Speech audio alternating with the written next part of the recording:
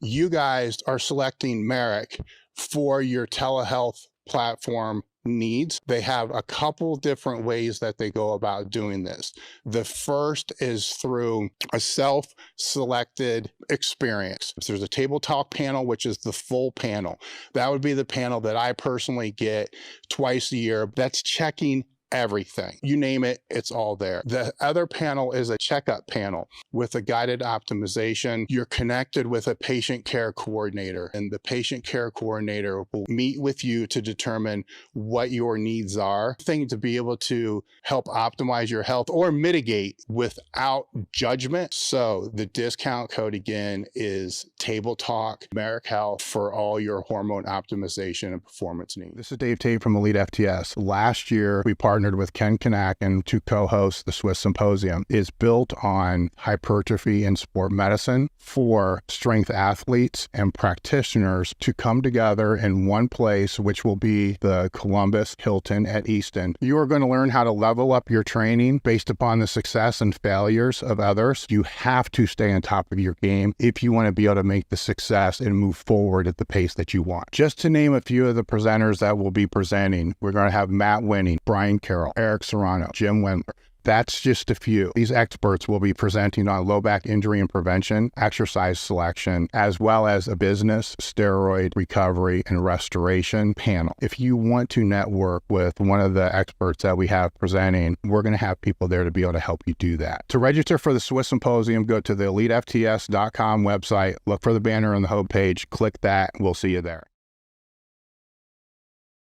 One of the ways that you can support the podcast is by purchasing or picking up our limited edition apparel. The shirt that I have on right now is one of the only shirts that we've brought back for a second time. Normally we'll never do that, but the only reason we brought this one back for a second time is it sold out within 6 hours. So we brought this one back. We also got a second one that we just dropped. It's our, I guess, just Halloween edition shirt. Go to EliteFTS.com or go to the link in the description. This really does help us out because this directly supports the Table Talk podcast. Thank you guys. Enjoy the show. Today's episode is brought to you by EliteFTS.com. Founded in 1998 with the primary aim to live, learn, and pass on. Please help EliteFTS support this mission by smashing the like button, leaving a comment, sharing with a friend, and thinking of us for your training needs. If you can put it in a gym bag or load weights on it, EliteFTS has it. What's going on? I'm Dave Tate. We are broadcasting from the middle of the EliteFTS weight room, where the underground still thrives and you're part of the crew. It's time to sit down, keep it real, and cut the bullshit. Welcome to Table Talk.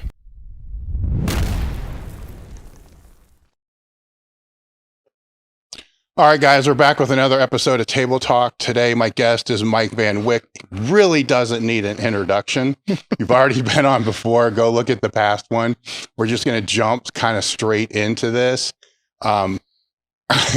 Just earlier, I was looking through the last broadcast you were on, and I got that for you. Because how did you not know? I've actually never seen this kind before, so this is good. Yeah, so they were having a conversation about the Uncrustables, which you just now found, right? Just uncovered. And when powerlifting world, those are like gold. Yeah, I found that out. And I was laughing because you were talking about it, and I just had an event over here last weekend, and on Saturday it's a huge training day. So we'll start at 9 and we finish probably like 6. And because it's so much training, it's not like, okay, stop and have a meal, because it's kind of like a powerlifting meet, but worse. Yeah. So it's this kind of shit that I'll have them eat because it's kind of easy to digest and doesn't fill them up too much. Powerlifting, like meat, I call it meat food. Like it's shit you can eat during a meet where it's not too bad. I literally got turned on to all of them because I only had the one kind. Yeah. And then I just got inundated with like, there's a fucking Nutella one. Do you know there's a grape jelly one? I'm like, yeah. And now I'm like on the hunt for all of them. Well, pretty much every gas station will have like a grape. Really? At the gas station. It's not like Canada, we're sheltered, man. We don't have this shit. You can only literally get them at Costco in Canada. Mm-hmm. So it's just like, I'm exposing Canadians to this new thing everyone else has known about for years. Yeah, there are. I do know that there are all kinds of different flavors and shit like that, but I've always been ghetto with the Smuckers. Grape and strawberry. And that's about it. And from the events that I've had, the strawberries always go like that. Oh, they're amazing. And I always have grape left over. So you kind of got the shitty one. I just remember to have two in the glove box right now. They're probably absolutely horrid. No, they're probably not good. They're not good.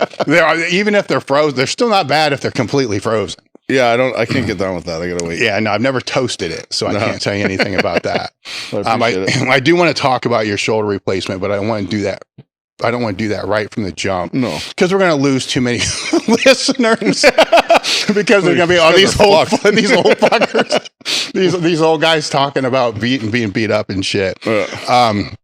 One thing I want to talk about, which I saw through your stuff yesterday, was one of the videos that you did where you were talking about how you do not count reps for hypertrophy. Go into that a little bit, and then we'll elaborate some. I mean, I do to a degree, in the sense that if I know that the person's going to moving a pretty heavy load that they're not anywhere near acclimated to, or it's something kind of new to them, like it's a foreign kind of weight, I'll give them something to aim for. I have in my head, like, I'd like to see them get like 4 to 6 here. If we don't, we don't. But I mean, we're going to, usually when I take someone up that high, I'm going to back them off right away anyway with a drop or some type of superset or whatever. So I'm not concerned about necessarily how many reps they get at that high weight that I'm trying to hit them to hit, because I know we're going to do work on the back end. But yeah, I kind of go by, like I said in the video, how people are responding to the weight that they're doing, or the movement that they're doing. So if I see that you're getting your 8 reps and me and you are chest pressing, and I'm seeing that it's kind of like 6 was like this, 7's like this, and 8's like, I'm getting a little uncomfortable, right? It's like, I want the uncomfortableness to be there, but I don't want it to like have it shut down the form and start breaking into bad habits again of like rolling out of, getting out of tucking into our lats or our scap and rolling over shoulders or pulling, like hunching. When I see that stuff trying to like creep in, I'm like, okay, stop. Like, because we still have more work to do. So in essence, I don't count reps because I see the workout as a whole journey. Yeah. I don't see it as like, I need to get these milestones along the way. I just want to get the work done I need to get done and achieve what I want to achieve over the duration of the workout. Yeah. So each set doesn't mean much to me as much as the sets as a whole do, right? Yeah. So where one of the things that, because it's fresh in my mind because I just had the event this weekend. So with strength athletes, say their first exercise is going to be periodized, like a squat or whatever. Then the second one's going to be 3 to 5. So just heavier shit. Mm-hmm. Then when we get into what I would call the hypertrophy, where you want to build muscle. Yeah. Right. One of the issues I see with lifters, and it's not just the strength athletes, it's probably all lifters, is they'll have a range. And let's say it says 4 sets of 10, where when I was coming up and people were advising me with that type of training, it would be, it's like 10 to 15. There was always a range. Yeah. It wasn't a designated number of reps. And I knew within that range, I should get, say, a rep or shy of failure, right? Right about like what you're talking about. It's uncomfortable. Maybe I get one more, but if I get one more, something's going to get fuckery. Yeah. Technique's going to break down. Something's going to break down. Yeah. Where the side effect of having that number, from what I've seen, is if it says 12, they may have got to that point at 6 or 7, but then find ways to fuckery, to change it, heave it, whatever they're going to do, and get 6 or 7 more shitty reps, where all they're kind of doing is kicking the can down the road. Yeah. Where the big talk today or the last year or so would be the effective reps, whatever that's supposed to mean, the ones closest to failure. But let's just assume that that is true. All they're doing is they're getting there and then they're kicking it further down the road because of that, which brings up a lot of where your philosophy is kind of based in, is when you do that, there's one school of thought that says there has to be some type of progressive overload with the movement from session to session. You have to be able to add weight from session to session. Yeah. Where if you're going off feel, adding the weight from session to session isn't going to be the priority. Yeah, I think more that if I had to determine how I would explain it to people, it's like, I just want to be more efficient at what I'm doing every time I go in. Yeah. So I don't want to whether the weight goes up or the weight stays the same, or I'm adding in new variables with drops or iso holds, or I just want to be more effective and I want to connect better with the movements that I'm doing. So if I know that I'm connecting better, it's like I had this discussion with Ian yesterday because we were out for dinner. He's doing a lot of sprint work right now, trying to get back into sprinting. And he's doing all this testing with a guy that came up to work with him. I'm sorry, I don't know his name, but he's getting him to do all this stuff and showing him how inefficient his body is in certain positions where it's like literally like your right side's firing 41% than your left, or like you're using this much more of your right leg, or you're doing your other, like you're doing a pull off a rack and stagnant pull, and he's literally not even engaging parts of his back at all. So it's like my idea is I want you to feel more things than you felt, and I want you to become efficient at feeling those things every time you come in, because if we're stimulating, we're growing in the sense that like, if I'm feeling things and I'm getting blood to areas and I'm able to hit more muscles as a bodybuilder, not as a powerlifter, I'm able to understand I'm training more of my body, therefore I'm building more of my body. Yeah. Right. So I'm not just like, I know like me and you could go and just like mutant press, like go wild and press 4 plates, but then just get it up and down and jerking our head around and do all this stuff. But it's like, the next day, does our chest feel like it worked, or did we just like feel fucking neurologically messed up because we're like, oh fuck, man, like probably neurologically. I just got fucked up because I moved that weight, right? So I just want to be more efficient at things, and I just find that, like you said, with your point, when you tell people reps, they get an endpoint in their mind. Yes, and like I just have to get there. It's like it's not a finish line. You're not racing someone to like a point, so it's not my idea to get there. I just want to focus on each step I'm taking while I'm walking. Yeah. To get to that point, right? So so as we move forward talking about training, it's all going to be hypertrophy bodybuilding related. So it's not going to be like powerlifting strength stuff, because that's where I think a lot of the strength athletes screw things up bad. Yeah. Right. Because of what you're talking about there, because if they're doing side raises, and it's towards the back end of their bench day or whatever it is, it's debatable how much those side raises are really going to help their bench if they go from 25-pound side raises to 70. Well, yeah. It's probably not going to make any difference, but they need to build their shoulders, right? Yeah. I mean, I'm having that issue now because we'll get into it, but after my shoulder replacement, I've had a lot of trouble reactivating and re-engaging my front delt because they chopped the fuck out of that to get in there. So like neurologically and like it's just not working the way it should. Like I'm able to hold up, but then I'm like weak and I have to drop down. That's my arm. I'm not holding weight. Yeah. But like on another angle, I can hold straighter. On this angle, and if I open up, I'm stronger. It's like these weird things that happen, right? So I understand like what you're saying with the side raises, how it needs to help with your shoulder, but it's like, I feel like when it comes to benching and powerlifting, it's like these auxiliary things you're doing, maybe it's almost in essence like, to make you more aware of these muscles that are surrounding. Yes. I'm happy with just being aware of where they are and understanding, like, I know how to like retract my shoulders down and lock my rear delt and then engage into my low trap and like hold things down. Yes. So if I have awareness of these things, I know how to move them. Oh yeah. Yeah. So I understand what you're saying. I would almost guess that like powerlifters wouldn't even need to, your auxiliary stuff, I don't even think would benefit you doing it very heavy. I personally believe no, it doesn't for them, right? Because they don't like working with them on lats is a big thing, right? Because they don't know how to flex their fucking lats. They don't know how to. So it's the intent with elbows out, intent with elbows in. It's a different intent, and they don't know.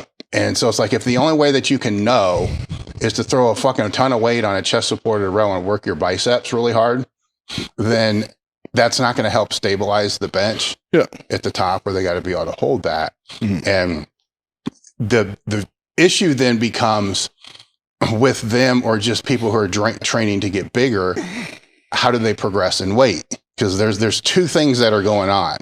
There's the intent, and then there's also that weight, right? Because if they're keeping a training log, and this can become fuckery too, because if they're keeping a training log, they'll be like, all right, chest or machine supported, whatever supported row, 110 for 12. And then there's no note, as far as like, how did it break down? Why did it fail? All they're going to do is next time do 115 or 120. But if they keep progressing like that, what I've seen is by the time they get to 140, that's not even the same rep they were doing at the 110. Yeah. But if they stay at the 110, they're going to be a puss their whole entire life. Well, they think so. I mean, I realized that because I've had to take a step back and get back into acclimating my body to be in positions that it should be in, because it's been out of positions for so long, because I've just had this shoulder that's literally wanted to pull in and not move anywhere. So everything around it is, from my rear delt to my scap on that side, wouldn't retract, and like learning how to like even lay on the ground and pull chin back and like retract and do all this stuff is like, you do that stuff with like these people as well. And you might find that they have even better results with their bigger lifts, because the ability to lock down just with no weight is like creating this environment where it's like, oh, I know how it's supposed to feel now. So then I can apply that to like my chest supported row. Cause I know like a chest supported row is literally doing a scap retract and pull head back off the ground. Yeah.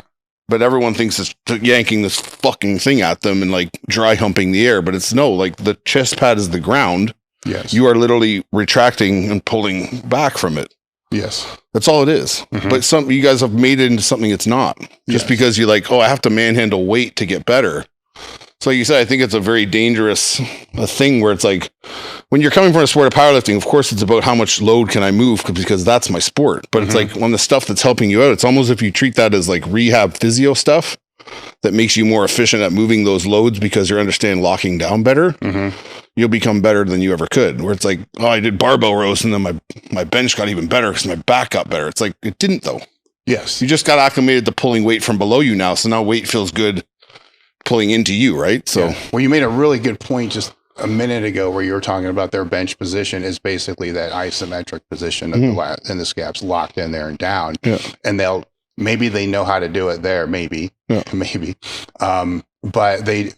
a lot of times they'll lose the bench or a squat, probably more likely, because their ability to isometrically hold that position for the time period it takes them to do that maximum rep. Let's go. And then they miss that, and then they don't realize that they missed that because they just don't have the strength to be able to isometrically hold that or even get in the position. Yeah. It's like you find with guys, I'm sure you can attest to this too. If you had them lay on the ground and do that, they can't even hold it for 10 seconds. No. Like they're literally will be like, or their back will start seizing, and literally their tailbone, if they're doing it right, like spine will activate down to the tailbone. You'll see them like, and it feels like something's wrong. They're like, oh fuck. Like, it's like, no, that's what's supposed to happen. It's those muscles are all supposed to work down that chain. Yes. You're literally working with 20% of that chain, and you're as strong as you are, which is fucking insane, right? Like, yes, you're benching 600, 800, 700 pounds using like not even locking down even half as well as you should. So think about how fucking strong you are, and think about if you actually got that whole chain to close, that weight you're doing now would literally feel like nothing. It could be like a feather moving off of you because you're like, oh, I'm fucking... Stability is strength, right? Yeah. So if I'm stable, the weight might just be too heavy and it might just not go up, but it doesn't crumble us, and it doesn't cause like a pec tear or like some type of tweak or like shoulder twins. It's like, oh, I'm locked. It just didn't move. Okay, guys, take it off. Yes. So for the audio only, what he's explaining, because he's arching here, is if you're laying... You explain it. So if you're laying flat on the floor. Yeah, if you laid flat on the floor like the turf here, and you literally had your hands down by your side, had your shoulders sunk as low as you could so you're not up into your traps, and just had your head relaxed, you would start by just literally tucking your chin and forcing it back. For some people it might be 2 inches, some people it might work its way to 6. Whatever it is where you feel like there's some type of engagement in your cervical spine where you're like, oh, like this is a lot different head position than I'm used to, and I'm dropping my head again. So it's like we're getting used to moving just the head. And then we retract shoulders and pull head and hold back into that low, trying to get that low lat and like mid trap to engage, so we can get in this position where our shoulders are rolled down and tucked. So we're in this position that's super powerful. Yes. Where we're not overextending. We can't overextend if we try, because we're so locked into back that like our extension just becomes wherever that tightness allows us to let out, right?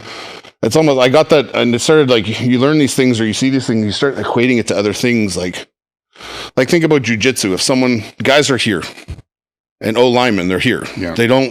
I never do this ever. Because if I do, someone's going to yank my arm down or arm bar me in jujitsu. So it's like, these guys understand a power position, or they're here and they understand like, don't let my arms out and like, keep my arms in tight.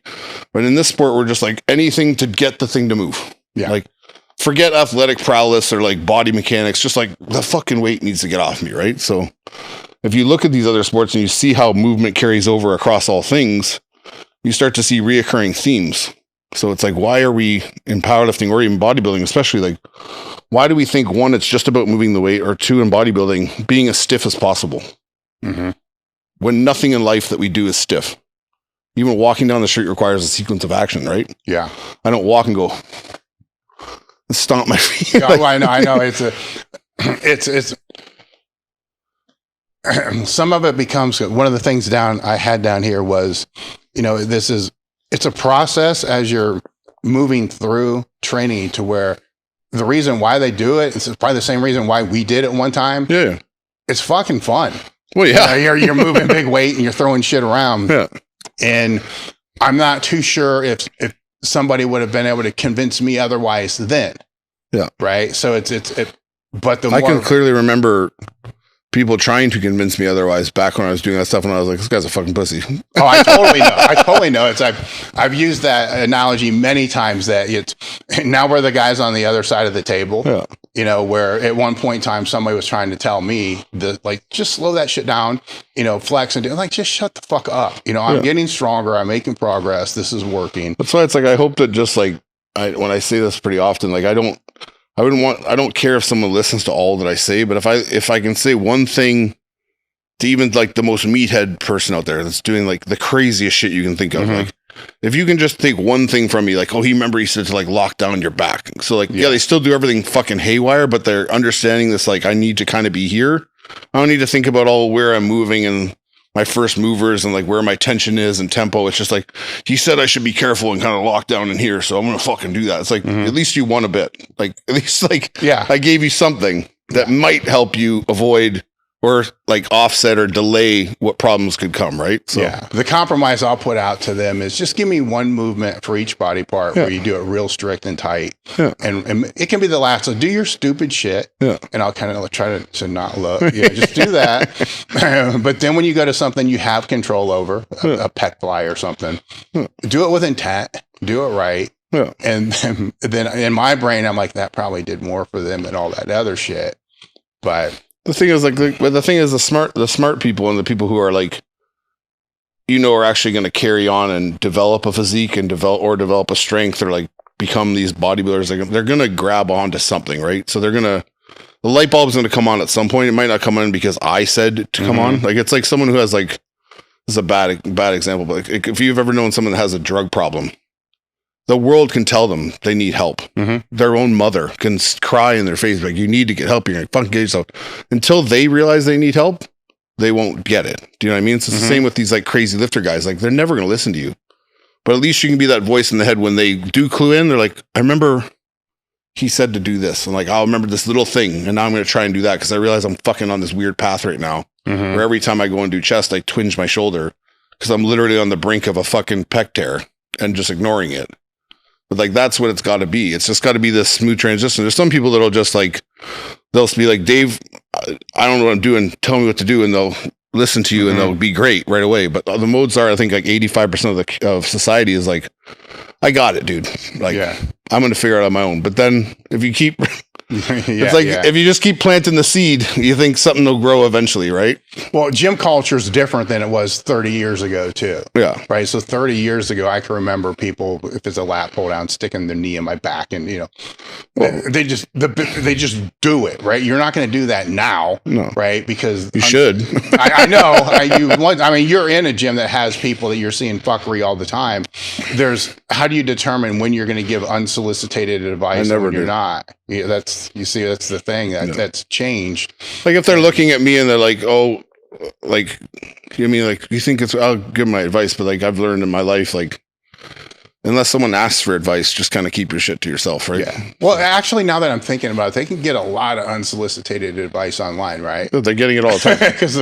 That's the basis of their training style is unsolicited advice that I've absorbed. And I'm like, I should try and do a split squat today with or Bulgarian split squat holding 80 pounds while I can't even do a proper squat, period.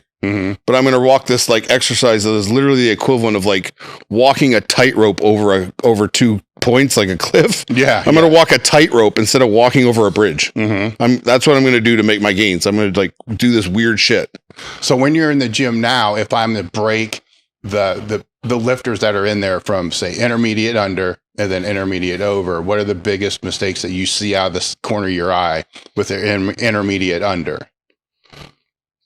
Just this overwhelming, there's probably more, but right now I can think of is like this overwhelming need to like do every exercise. Like I just try everything that I've seen because I assume that the next exercise I learn is the one that will unlock the body part. Do you know what I mean? Like, it's like, oh, I do my bicep curls like this now because someone says if I do my bicep curls and I lift my elbows and then I rock down, I do and this, and like, it's everything is always has to be new and has to be the latest, greatest thing, or you're not on the cusp of greatness or of developing. But then you look at these people and they're not developing at all, or they're just developing at a rate, especially if they're younger, that's just coming from using resistance training. So if you're resistance training and you're young and you're like, I mean, something's going to happen because whatever, even if you're doing it wrong, muscles have to work to move the weight. They may not be the muscles you're trying to target, but your muscles need to move the weight. So you might develop great shoulders, great biceps because your pulls are all bicep based. But it's like, that's just what I see, like this desire to, and like, it's like you said, like this unsolicited advice that they see all the time. So they're like, oh, so-and-so told me to do this exercise. Meanwhile, they don't understand that content creator is trying to think of stuff to show because there's nothing to show. So like, this is a new exercise. And they're like, I saw one that was like a Tom Platt style leg extension where he like lets his hips rise. It's like, that's not new, guys. That video is from the fucking 60s or 70s, whatever the 80s, whatever the fuck it was. That's not new. Yeah. Just because you found it and it's different than what you do, it's not new. He did that. That's why he has the legs that he has, because he understands that tension. You're just like seeing like, oh, I just rock back and forth and my legs will grow like that. Like, okay. It's like, that's what I see with just people who are intermediate and below. It's just having trouble deciphering what's going to create the most growth for you and what's going to get you going on the right path, because they're just looking. It's like us standing here and there's 20 roads for us to take. Yeah. And we're like, which one would you go? Like, oh, next day you come in, you're like, oh, like, well, the creator can't make the same thing twice either, right? Yeah. So they're bound to this need to constantly be giving you something fresh and new, or like a new perspective. It's like, that's why like this is off topic, but a lot of times I in the last little bit I've gotten really kind of like sick of creating content, in the sense that like if I have something to say, I'll say it, but like I don't want to ever feel like I'm obligated to provide entertainment. So it's never why I wanted to do it. So I found myself being less and less engaged in terms of like trying to find content, unless something sparks my interest, right? So it's like, I can't imagine ever becoming these content kids or these people who's just like, okay, well, what are we doing? Like, let's plan this out. Like, we're going to do deadlifts today and talk about this. It's just like, it's exhausting, right? I only film one day a week. That's it. Well, I think that the other side of that, and this would be, I guess, for them, if I'm to help them, is content gets lost in the abyss pretty quick. Yeah. You know, it's when I was trying to push the reels on my Instagram, holy, like I could repost something 3 months ago. Just repost the same thing. Oh my God, this is great. You know, where'd you come up with this? Like, it's from three. I just downloaded it and re-uploaded it. You know, it's the same thing. Yeah. So I don't think it always, if it's a good message, I don't think it always has to be fresh. Yeah. You know, because people will see it. They never saw the first one. You know, and there's so much that it kind of gets diluted out there as well. Yeah. That's why I found like I was, for a while, I was just putting out the reels that I put out that are clips from videos that would be on my YouTube. And then I was just like, you know, it's crazy how drastic the audiences are from Instagram to YouTube. It's almost like other worlds. Like it's hard to grow on YouTube. It's hard to like get attention, or because there's so much there, and there's so much quality shit on YouTube. There is a lot of good people on YouTube, whereas Instagram's like a lot of shit going on here. We don't know what's good and what's not. You know what I mean? I do think it is two definitely different demographics. Yeah. Because we've seen just with the podcast, the YouTube demographics are different than the audio only demographics. A lot. Yeah. You know, it just, the views, like on YouTube, the views can be really big for one person and not really good for the next person. Yeah. But the downloads are all the same. Yeah. Is what it is. And I'm like, well, wait a minute here. Like, what the fuck? Like, what is the difference here? Is and once you dig into the analytics, you don't fucking know either. You know, and Instagram, who knows what that is? Yeah. That's why, I started talking to Laura and the other people who are part of kind of my group of people I work with. And I was like, I think we should just load all the reels. Like, cause I don't load every reel I have Laura cuts for me. Yeah. I don't use. Cause they're just, it would be crazy. I'd have to like load a reel every 2 a day. Right. So I just kind of pick and choose stuff that I think would be cool. Like I found the most interesting of what I said, because half the time I don't remember what I said. So I'm like, oh, it was cool. Like, you know what I mean? Yeah. So I'm like, just load the rest of the shit or all the stuff that never got put it on YouTube. And all of a sudden it starts like going like crazy. And I'm like, the fuck? Like, but if I put that same shit on Instagram, it would have been like, whatever. Yeah, interesting. Or like, this guy's fucking negative. It's like, it's just fucking an opinion, or it's just like I'm showing you something like anybody else would, right? It's like, that's another thing I have with like YouTube or Instagram. It's like, I'm just giving you information. You can take and do what you want with it. Like, don't be so attached to it. Like, it's just, it's just information. Like, like trying to like change your world and like manipulate you into like thinking that think the way I think. It's like, no, it's like, does a comedian that goes on stage and rips on people or says shit, do they really think what they're saying to you? Or are they saying that to you just because it's an observation? And it's funny to like everyone who hears it, right? Yeah. But if someone does that in this space, you're a fucking hater. You're a fucking hater, bro. It's like, no, I'm just telling you what we all see. Like, there's these goofy kids in the gym that do this weird shit. Yes. And all of us are like, what the fuck's going on? Yeah. And I'm the one who's just like, yeah, that's kind of weird. Did anyone notice that? And they're like, he said it. I'm like, yeah, you saw it too, dude. Like, we all see it. Like, I'm the one who said it. So man, you're negative, bro. It's like, it's funny to me. Like, I'm not genuinely offended by it. Like, I put up a bench of, I'm sure you'll understand this. People put bands around the bench. Yeah. Like on commercial gym benches. Like, I get it. I know why you're doing that. I'm not an idiot. But in my mind, I'm still like, what the fuck? Like, the guys doing it aren't even benching their body weight. And the gym is not that, the gym bench ain't that slippery, boys. Like, you're not going everywhere on it. Like, I could say probably 95% of the people that are doing that don't need to be doing that. No, they don't. And like, they don't even know why it's there in the first place. But the thing is, that automatically shows me you saw that somewhere. Yeah. The person that showed you that probably has horrible bench technique and form. And they're like, they need that because one time, because they set up horribly, they jerked their feet and slid on the bench and the bar. It's like, well, you were wrong to set up to begin with. So the band is a moot point. It doesn't matter. Yeah. Like, fix your setup and like all your weight should be where it is. You should be pinned there. There's no reason. Like, I can understand the bar sliding off your hand. Your body's like slipping off, whatever, right? Because your grip's fucked up or something. But like, your body moving, that's fucking insane. Like, I've benched like 560 pounds in my life, like in college. I didn't slide anywhere. Yeah. I was stuck there. Yeah. It was either going up or crushing me. Where I would think the origin of that came from probably was bench shirt lifters with open back shirts, right? So they have no material on their back. It's just skin with complete vinyl, not a grip or pad. And as they were setting up, say they may underhand grip to be able to pull. Yeah, they slid out of it. They can't get set up. Yeah. They can't. But once somebody lifts it out, you're not going anywhere. There's fucking whatever the weight is. It's 300 pounds pinning you into that you're not going anywhere. And I very rarely anymore see that slick of a bench pad anywhere. Yeah, it's like, right. So I said, are you guys like? I don't understand. Are you greasing this thing down before you? Like, I understand some guy on with hair gel before and he's greasy.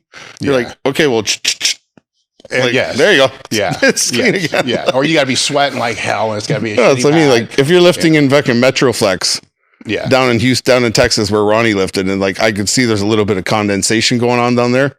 Sure, slap something on there or chalk the bench, like one of the two. Oh, yes. It's like, I understand where you're coming from, but these kids, like these people lost it on me. Like, fucking, it's so fucked up. And then like you see the people in the comments who are intelligent, they're like, this is stupid. You do realize that, right? But all the young kids, oh man.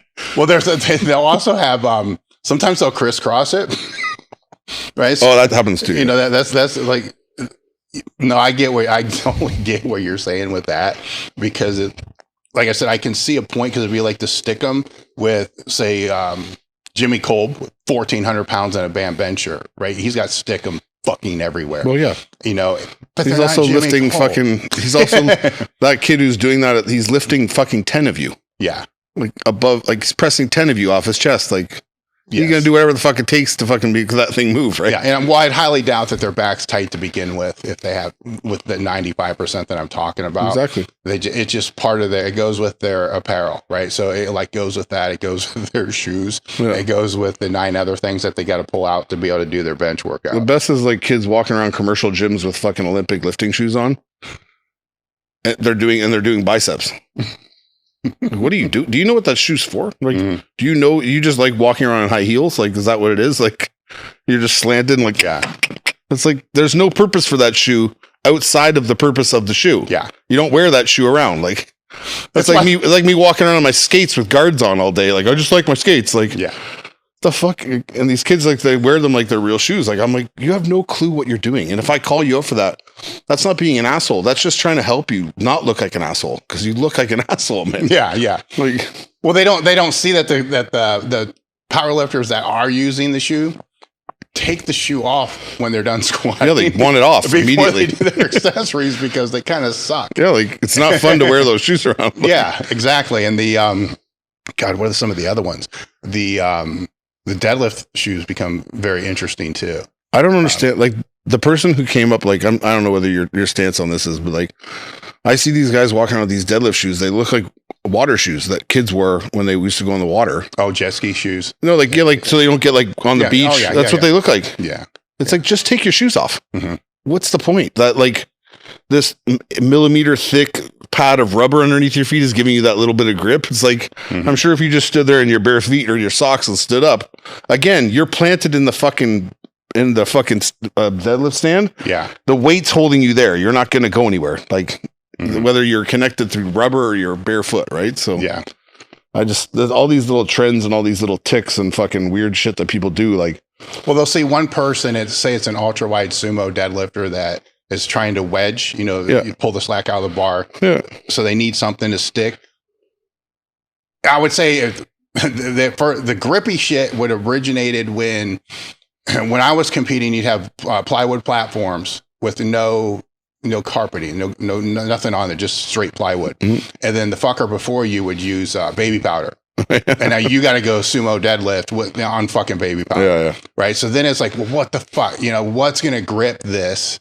And that, if you're sumo and it's a wide sumo, and you're trying to pull wedges. So you're dealing with a very small percentage that will do that. But I think, with Instagram and everything now, they'll see that one person. And they'll be like, oh, this is what we do. Because that person pulls 8, 9.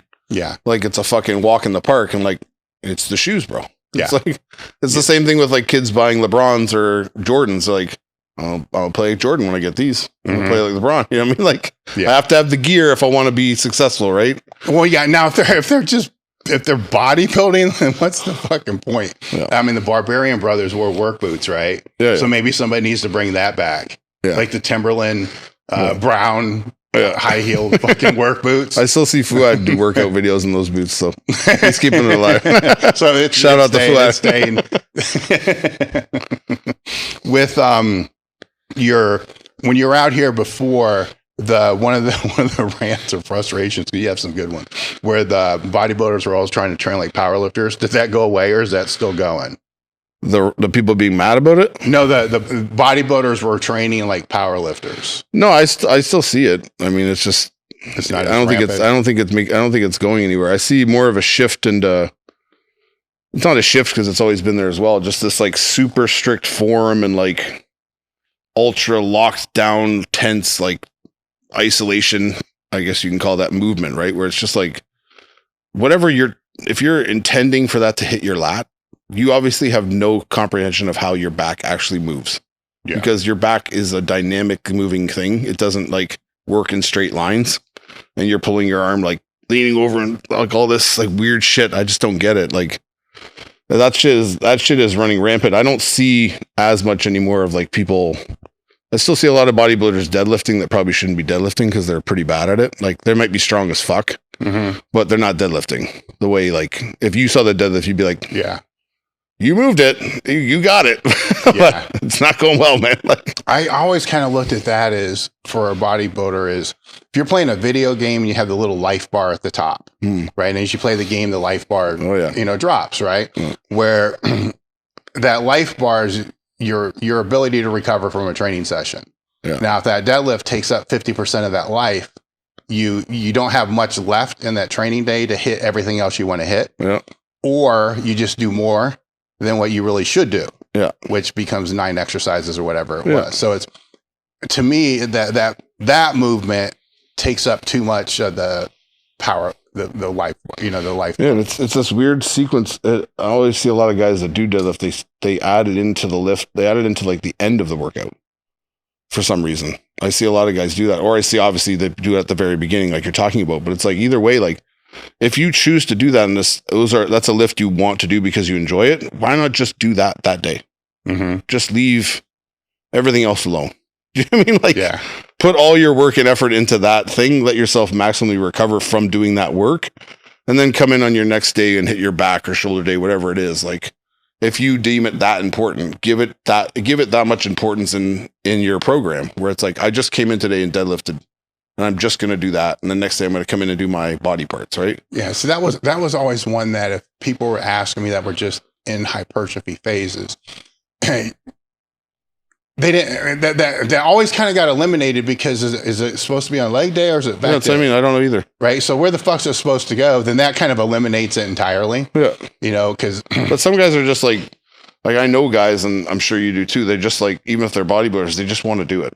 Yeah. They've convinced themselves that, like, whether that could be just out of sheer enjoyment. I enjoy picking that fucking thing up and ripping that bar, and that's cool, man. But like, just give it its own time, like give it its respect and do the lift and just walk away. Like, it's not like I'm going to do like about 10 reps, 10 sets of fucking dumbbell rows after that. And then I'm gonna do some pull downs. And it's like, well, you used your legs for more than that, I would guess, than your back. So yeah, hamstrings are probably going to be blasted. Yeah. Like, how was that a back movement start? Then legs for the next day. Yeah.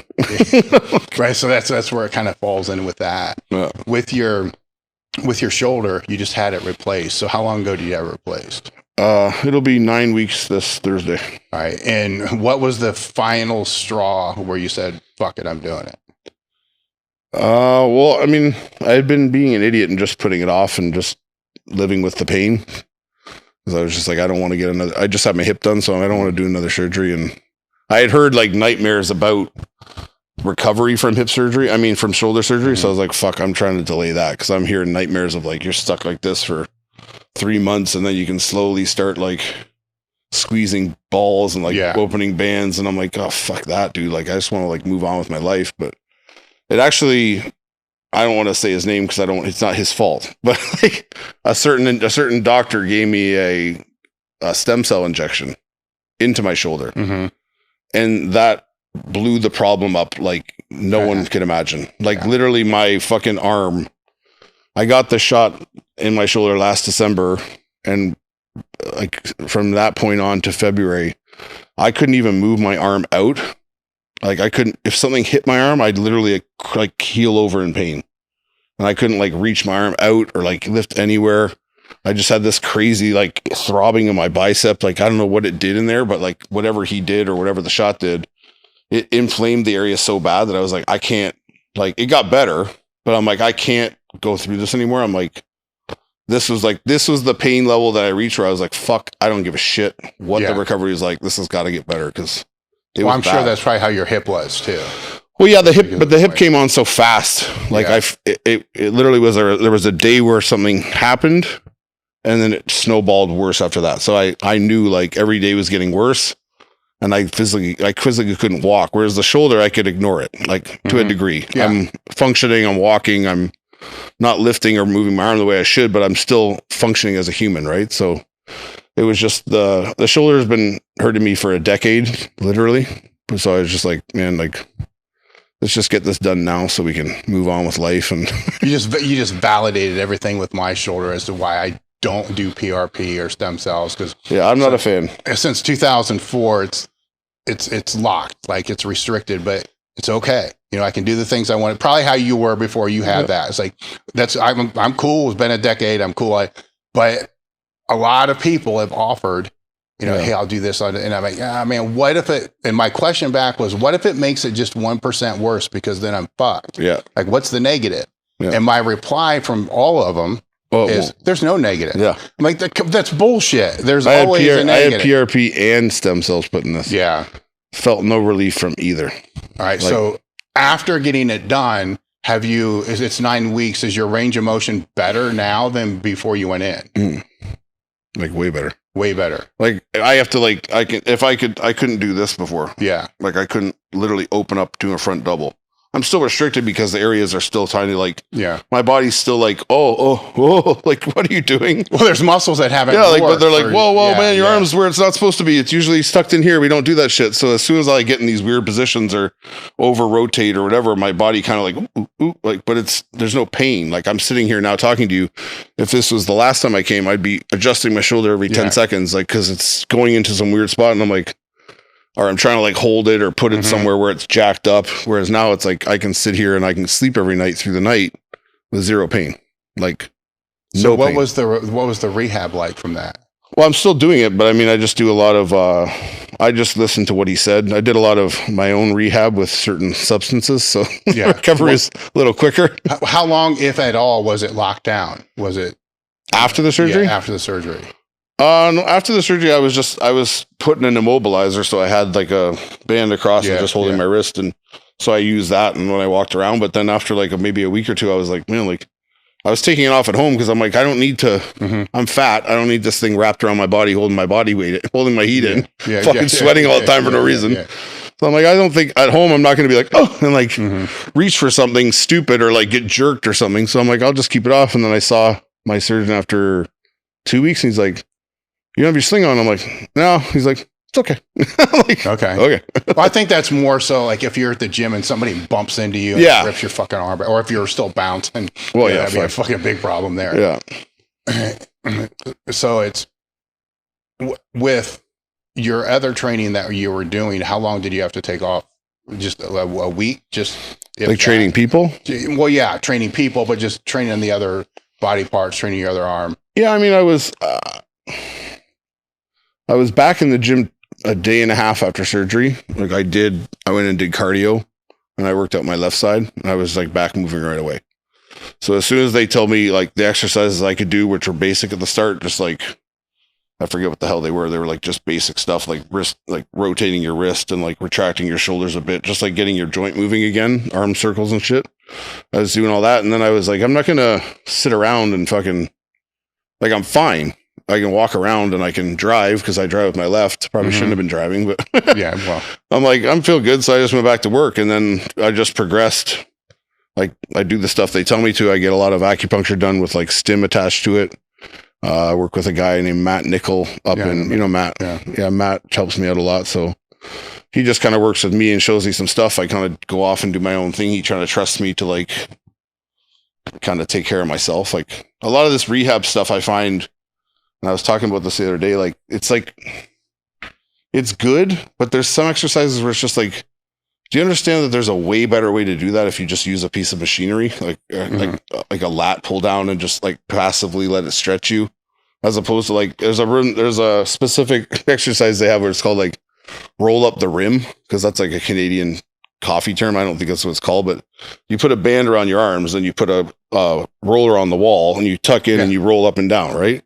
It's fucking painful when you have this thing. It's not easy, man. Like where if I literally just hold the band and I do it on air, I'm like, oh, look at that. Like, cause I don't have to push my weight and like crunch in and push all this stuff. So like I do this adaptive stuff because it's not really my goal. I don't think in rehab, I don't think it should be your goal to find pain spots as much as like to find resistance and like work through it. Yeah. I don't want to feel pain. I don't want to feel like massive discomfort. So I'll kind of substitute stuff and just kind of work around. Like if something feels good, I do it. If I look at something and I'm like, I can't do that, I'm like, I'm not gonna do that, no matter what it is. Like, yeah. So based upon your progress, you think you'll have full range of motion equal to, well, the other arm's probably a little fucked up too, but equal No, range this of motion. arm's good, but it's fucking. I mean, I think I'll passively when I'm laying on the ground, I can get just as much range of motion as I could on my other arm, or when I'm laying on my stomach and I like contract my scap, I can. Even if this is the range of motion that I can get, which is not going to be at the end of it. This is used to be here. Yeah. So it's like I'm happy. That's why I'm asking the questions, is because I've heard very few success stories. Yeah. As I'm sure you have as well. Yeah. People will say, my range of motion didn't even increase. The pain was still there. And now I can't load it, with anything. And it's like, well, fuck, I'm not going to do this until I want to just do cardio the rest of my life. No, I mean, I think the biggest hurdles I've had to overcome so far is just like, the loading thing. I press and output on machines, and I start myself like in like retracted states, and then I start rocking off so I can get going. It's just that my right side fatigues faster because literally like my shoulder hasn't been working for like, I don't know how long. Mm-hmm. So I'm literally trying to like activate muscles and wake up muscles that I've literally guarded and shut down. Whereas now like they're having to work. So like I get a pump like crazy, but I'm using like 50 pounds on a press machine. And I'm like, holy fuck. Like, but I stand up and I'm like, oh, like I feel this everywhere, not just like my tricep and my pec a little bit. So do you think in say 6 months, you'll be able to train the way that you were before? Yeah. I mean, my goal, I wasn't pressing heavy before. I wasn't doing any of that shit before prior anyway, but because I have a previously torn pec on that side. So I've always been a little guarded with that, and I have really no need to press heavy anymore. So, but I mean, I perceive in 6 months, my range of motion will be full, and I'll be right back to doing whatever I'm doing. Like in terms of especially like the way I train, I won't be moving massive loads because I don't want to. Yeah. But I'll be back to training the way I wish I had been able to train for the past decade. Right. But even with those lighter loads, if you're stimulating the muscle harder, then it's the same outcome. Yeah. I mean, that's the thing is like, I haven't been someone who's striving to move loads for a long time. So it's not like an adjustment thing to me where it was like a real hit to me. Like, oh man, like I was just doing I just benched 500 pounds 3 months ago and now I'm fucking down to 120 pounds. Like it's fucking bullshit. Like it's not a big hit to me. I'm just more concerned about not being in pain. Mm-hmm. And I'm more concerned about, can I be active again with it? And I can already hit a bag and I can already punch straighter and like smoother with my right arm than I have in a long time. And I'm only able to move in like this phone box range that I'm talking to you in. So like I'm not throwing hooks. I can't open up and throw hooks, but like even that's getting better where I can hold this angle. I couldn't even do that before. Mm-hmm. Like my angle would be here. Yeah. And I'd be down here. But to be able to hold that and even move across my body is like, I'm happy, dude. So just if bicep pumps, tricep pumps, chest pumps, lat pumps, all those are back. Yeah. Well, the freakiest thing was that my bicep was so, like, I'm sure you're aware, like my arm had been so rotated in here and tucked down to guard here that my bicep wasn't firing like for a long time. It was literally atrophied to the point where like we would see like my shirt like gaping. Cause even if I trained bicep, I couldn't open up. I couldn't literally supinate the curl. Mm-hmm. I would always be like, here. So now that I can supinate, I'm like picking up 15 pounders and I'm like, whoa. And then I'm like grabbing my bicep, like, holy fuck, it's big. Yeah. I feel a whole bicep here. So I'm like jacked. I'm like, if I only need to curl 20s the rest of my life and I got a bicep, I'm fucking ready to go, man. So knowing what you know now, without that stem cell shot that kind of blew everything I would have literally got surgery 5 years ago. Really? Yeah. Because I woke up from the surgery and the hip's different because there's a lot more impact on your body. Like I have to hold my body weight up, all this shit, right? Like I woke up from the surgery. I don't remember what was happening. I was fighting people again. I wake up every time fighting people. And so like I came back to the room and I was like, literally just like, I don't feel my shoulder. Like they gave me a nerve block, right? It didn't work at all. Like they shoved the thing in. They're like, oh, you're going to feel great. And I'm laying in the prep room and they're like, how's your arm feeling? I'm like, good. And they're like, you can lift your arm? I'm like, yeah. I'm like, I don't think it worked. Like, oh, just give it another few minutes. I'm like, then they get in the operating room. They're like, can you shift yourself onto the table? I'm like, okay. And they're like, do you need help? I'm like, no. I'm like, I can feel my arm. I'm like, should I be able to feel my arm? I'm high already, right? So I'm like, I can feel my arm. They're like, no, you shouldn't. I'm like, oh, it's just like, yeah. But when I woke up, it was like, boom, boom, boom, boom, boom. So literally when the thumping went away and like I got up to my room, I was like, I feel like my shoulder's like where it should be now. Like it felt like always before, like it was like sliding. But then all of a sudden I'm just like, man, like I don't feel any sensation other than the actual where the pain should be, but like my shoulder felt stable right away, like instantly. And I left the hospital in like 2 hours after. No shit. Yeah. And that's a total replacement, 100%. It's a resurfacing and a replacement. Right. So like they basically, I'll show you after they chop the head of your humerus off and they kind of put a cap and they just like embed it on the top of the head where it should be. And then there's a little up in where my socket is, there's just like this kind of, I don't know if it's a titanium or plastic kind of like cap that's screwed in. So it's just floating. Now, is that like the hip where if they do resurfacing did they tell you at some point down the line you're probably going to need a total? No, he didn't. He just said this should be good for me because like one, it's not loaded, the joint. So it's like not like your hip where it's like pounding all the time. Plus also he had to kind of do the resurfacing with me because I have two screws embedded in my humerus from my pec tear. So he can't put a stem in the sense that like usually they put like a stem down in and have the head off. He's like, so there's no point because we're going to compromise that screw. He's like, so I'll just do this. He's like, I've done this before a million times. He's like, it's just as good. So he's like, if anything was to happen, like as you get older, we'd have to do a reverse. So they'd go in reverse way, and it's some of the reverse procedure they do to replace your shoulder. So I don't really think they put like a cap in your socket or something like that, and then there's a stem up, and it rotates the different way, like the opposite way. So, but I mean, so far so good. I've been feeling pretty good, so I'm happy I did it. It's fucking with my head a little bit right now. Yeah, I did do it. You'll be fine. Nah, fuck, man. I don't know. That's kind of like looking. We'll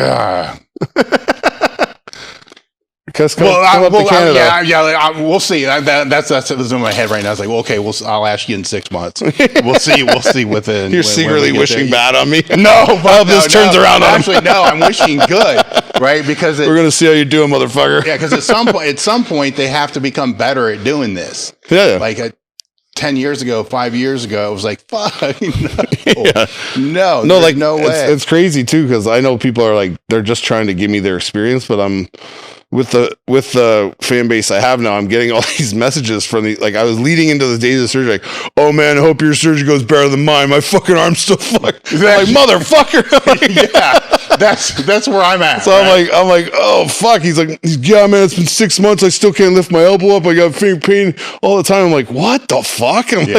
I'm like 2 weeks out of surgery. I'm like, am I supposed to feel this good or is this something wrong? I'm like, I don't know if this is good or not. Like, cause I'm literally like, I don't feel pain.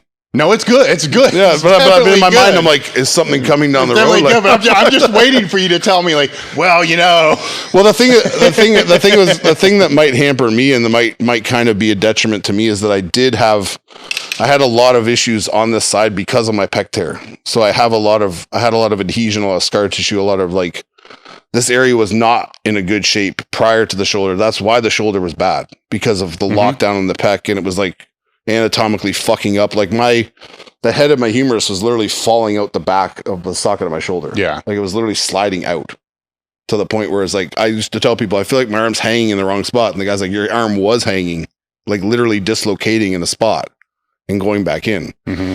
So it's like, that's my only issue is like, I understand the shoulder's cool now, but like, is my body ready to deal with, now that that's cool, is it going to let go and let me focus on this pec shit that I used to have and like these issues I might have surrounding that? Is my body going to now let go of that, or am I still going to be restricted because of it? Because my pec, my arm, like my range of motion wasn't good because of my pec prior to the surgery. So like ideally my range of motion might not be as good as this arm, but as long as it's better than it was and I'm not in pain, that's a win for me. Because I'm not going into the surgery being like, oh, I'm going to be perfect after this. Like I have a torn pec on this side.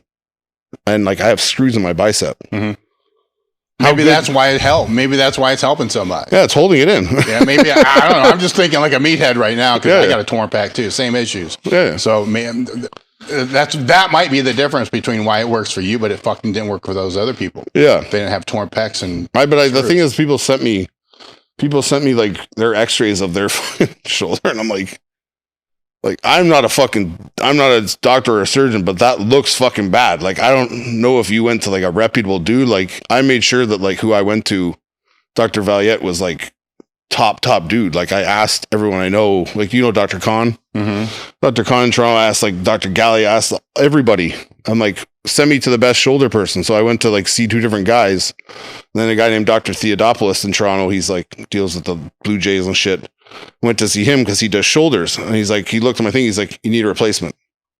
He's like, when I told him I've done it, he's like, yeah, you're done. He's like, there's no fixing that, man. He's like, that's fucked. He's like, you're not the youngest I've seen. The youngest I've seen is 17 years old, linebacker, blew out his shoulders.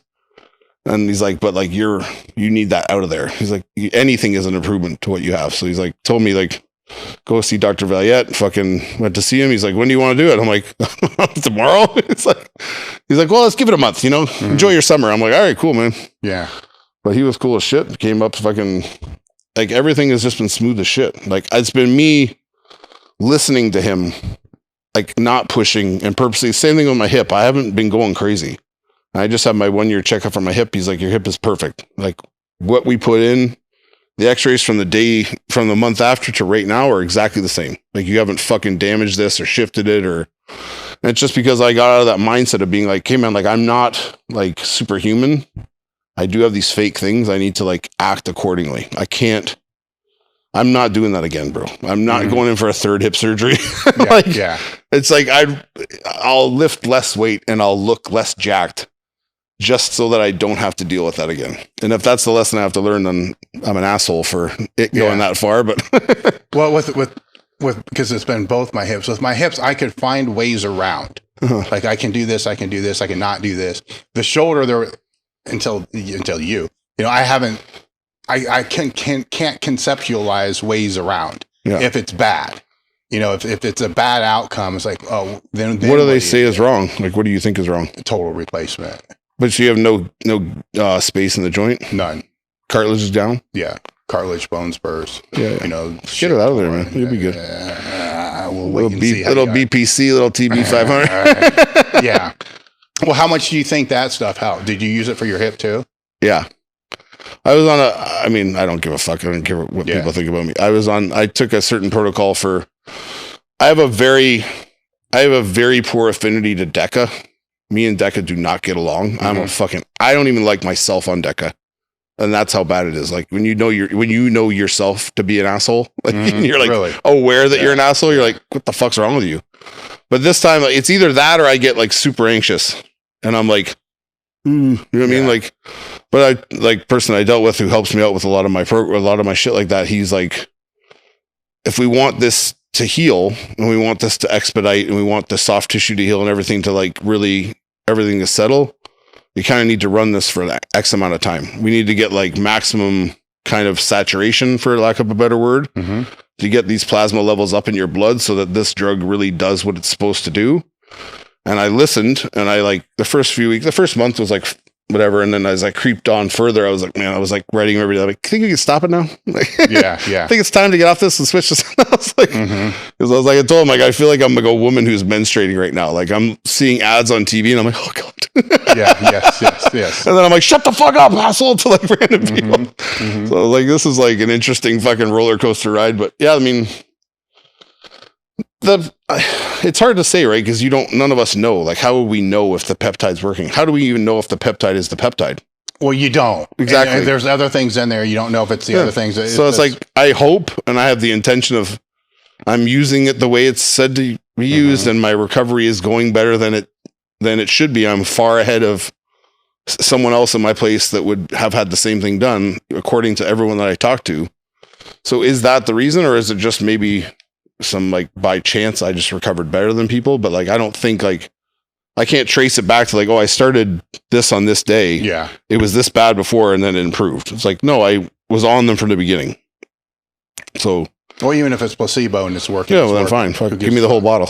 yeah, exactly. But it's just like, it's been, that's like, I I realize there's like reputable companies out there. We don't even know what's reputable. We don't know what's not. As consumers, we have no fucking clue. Yeah. Just because they got pretty marketing and a nice website, I don't know. Just like everyone else doesn't know, right? So it's like you take these things and you hope it's doing well, and when it doesn't, you blame it on them, and when it does, you blame it on them, right? So well, I suppose if you have side effects, it's something's in it. Yeah. That's my old school meathead philosophy. That's the thing is like they're like, oh, they're like shove the BPC as close to the wound as possible. It's like, not a fucking chance am I doing that. Why the fuck would I, like, then I'm gonna get an infection because God knows what's in this. I hope it's what it is, but who says that should be anywhere near a healing wound, right? Yeah, so no, like, I would be this, I'm shooting this thing in my stomach, like far away. Yes, no, I would be exactly the same way on that one. I was like, you guys are fucked. I'm not like being like, like. Well, then you get an abscess. I go back to the doctor. How'd this happen?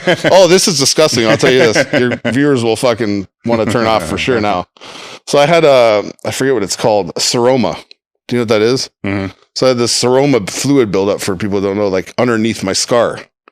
And it was like this jiggly thing. And they're like, oh, it'll just work its way out. Blah, blah, blah. So I'm like, whatever. But it started freaking me out because it leaked. Like how big did it get? It was probably like the size of like a golf ball, let's say. But it wasn't protruding like that. It was just like a sack underneath my scar. So I'm like, man, this is fucking stressing me out. Like, I hope it's not an infection. Like, it's not an infection. Don't worry. It was leaking clear fluid. Like, cause I still had a little bit of a hole in my scar where like it was forcing fluid out of. So I was at the gym one day and I was doing my exercise and I'm like, man, I'm really sweating. I'm like, this is weird. And I'm like, I'm really sweating on my shoulder, like a lot. Yeah. So I'm like going in the change room. This dish was like pouring down me, like this clear kind of like orangey fluid, like nothing. It was like very watery, right? So I'm like, oh fuck, is this shit? So I go to see one of my rehab guys the next day, and he's like, I'm kind of doing like raises like this, but he's kind of working my lat and pushing further and further, and all of a sudden I hear this like a pop, and I was like, oh, my shoulder felt good, and I fucking like blew up. There's water like running down to this guy's kitchen floor because I'm in his house. He's helping me. I'm like, oh my god. He's like, it's good, get it out. I go over to the sink and my shirt's off. I put my hand like this and I pushed and it went pss, like, oh really? Yeah. It went flying out, like dumping out fluid, and all of a sudden it just emptied out and my shoulder was just flat and like it's almost literally like the scab started already. It was like, oh. And I'm like, bro, if I wasn't at your house right now and that happened, I'd be on the phone to 911 like I'm fucking dying. Like, you wouldn't so much liquid just came out of my body. And I told my doctor, I had to check him. He's like, you had a seroma? I'm like, yeah, bro. I told your fucking receptionist, like, should I come in? He's like, oh yeah, probably should have came in, but if it drained, you're cool. I'm like, he would have just drained. Awesome, man. Yeah. He just found a way to drain it. It was so gross, man. I was freaked out. Like, it was creepy as fuck. Going back to the question I asked about the beginners in the gym, the things that you see that they're fucking up. Now, if it's intermediate to advanced, where do you see what errors are you seeing there? Not really errors. I just think like we kind of touched on before, is just this obsession with like pushing the weight, and everything has to progress. The only way we can progress is via weight, and like the weight going up. It's like just connecting better and like exercise selection, like dropping exercises that don't work for you, maybe causing like you to have imbalances, or in some cases guys will literally do exercises and just have it hurt and they don't give a fuck. Like, because I'm supposed to do T-bar rows, I do T-bar rows. So I'm supposed to do barbell squats, so I do barbell squats. It's like, yeah, but your body may not be efficiently ready for that, so maybe a hack squat would be a better option, or a leg press, or whatever the fuck it is. Let's pick these movements or pick these exercises that allow us to keep progressing, not having to like just deal with getting through the workout. Especially because those guys at that level, especially when you're getting more to advanced, you've already accrued this large amount of muscle mass. Let's say we're speaking about bodybuilders. It's not about that anymore. Like, yes, it is. Like, it is. Like, if you're 270 pound pro, you know what I mean? Like, how much bigger are you really going to get? And how much, and why do you think that weight is the only way to get bigger?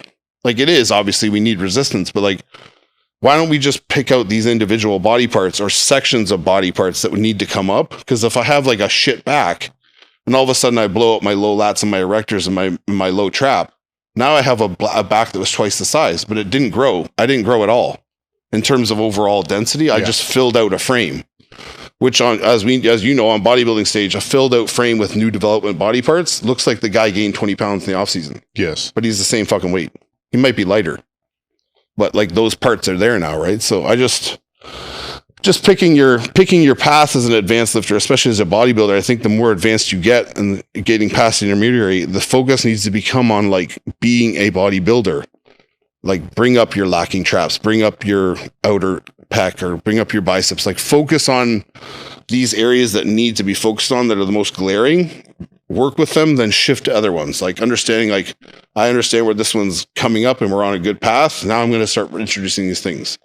It's just trying to get better at everything all at once, I think, is a futile task. Like guys who have a shit chest, spend the year prioritizing your chest. You're still going to lift, right? You're still going to grow. You're still going to train just as hard.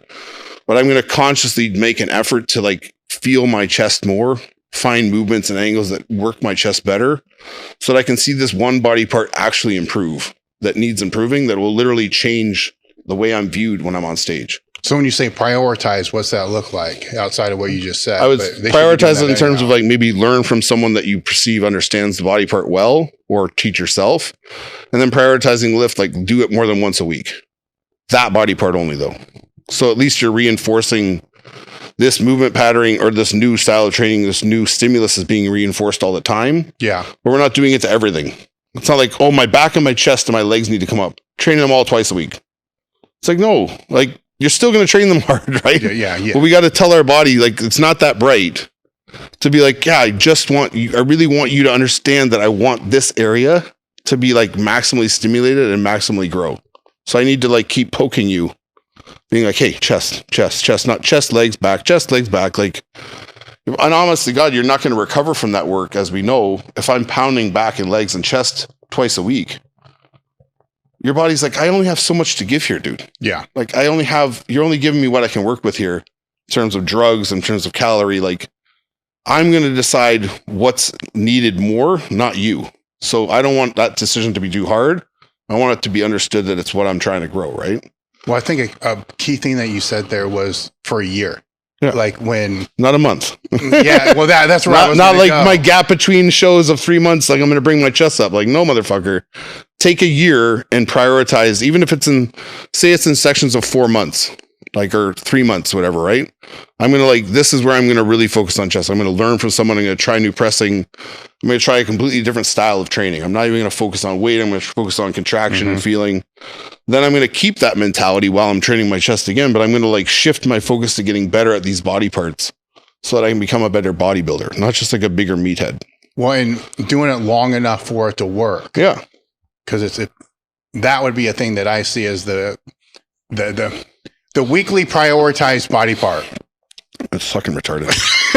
Oh, fucking, I'll take a day off before I do legs because, I need to like, do you understand your body's still recovering from the Monday workout? Mm-hmm. Just because you decide that now, all these calories, though, they're going to my legs. It's like, that's not how it works. It's not how it works, dude. You making that up in your head to be like a thing that's true. That's not true. You're inside your body would yell back at you. Are you an idiot? What the fuck you talking about? Like, I'm still trying to heal this fucking back workout. You still fuck me up back here. Like, I have nothing to give you for that leg workout. Yeah. You know what I mean? I got nothing for you. Just because you slammed all these calories in doesn't mean like, oh, your body's sitting there with a shovel waiting to like throw fuel on coal on a fire, like back time. So going back to the intermediate beginners, they shouldn't prioritize a body part, right? Because they need to build, that base to begin with. Yeah. But I mean, I think their focus should just be on like, let's become efficient at movements that we can get really good at, and we can carry those movements, like just keep growing, keep getting better at them, right?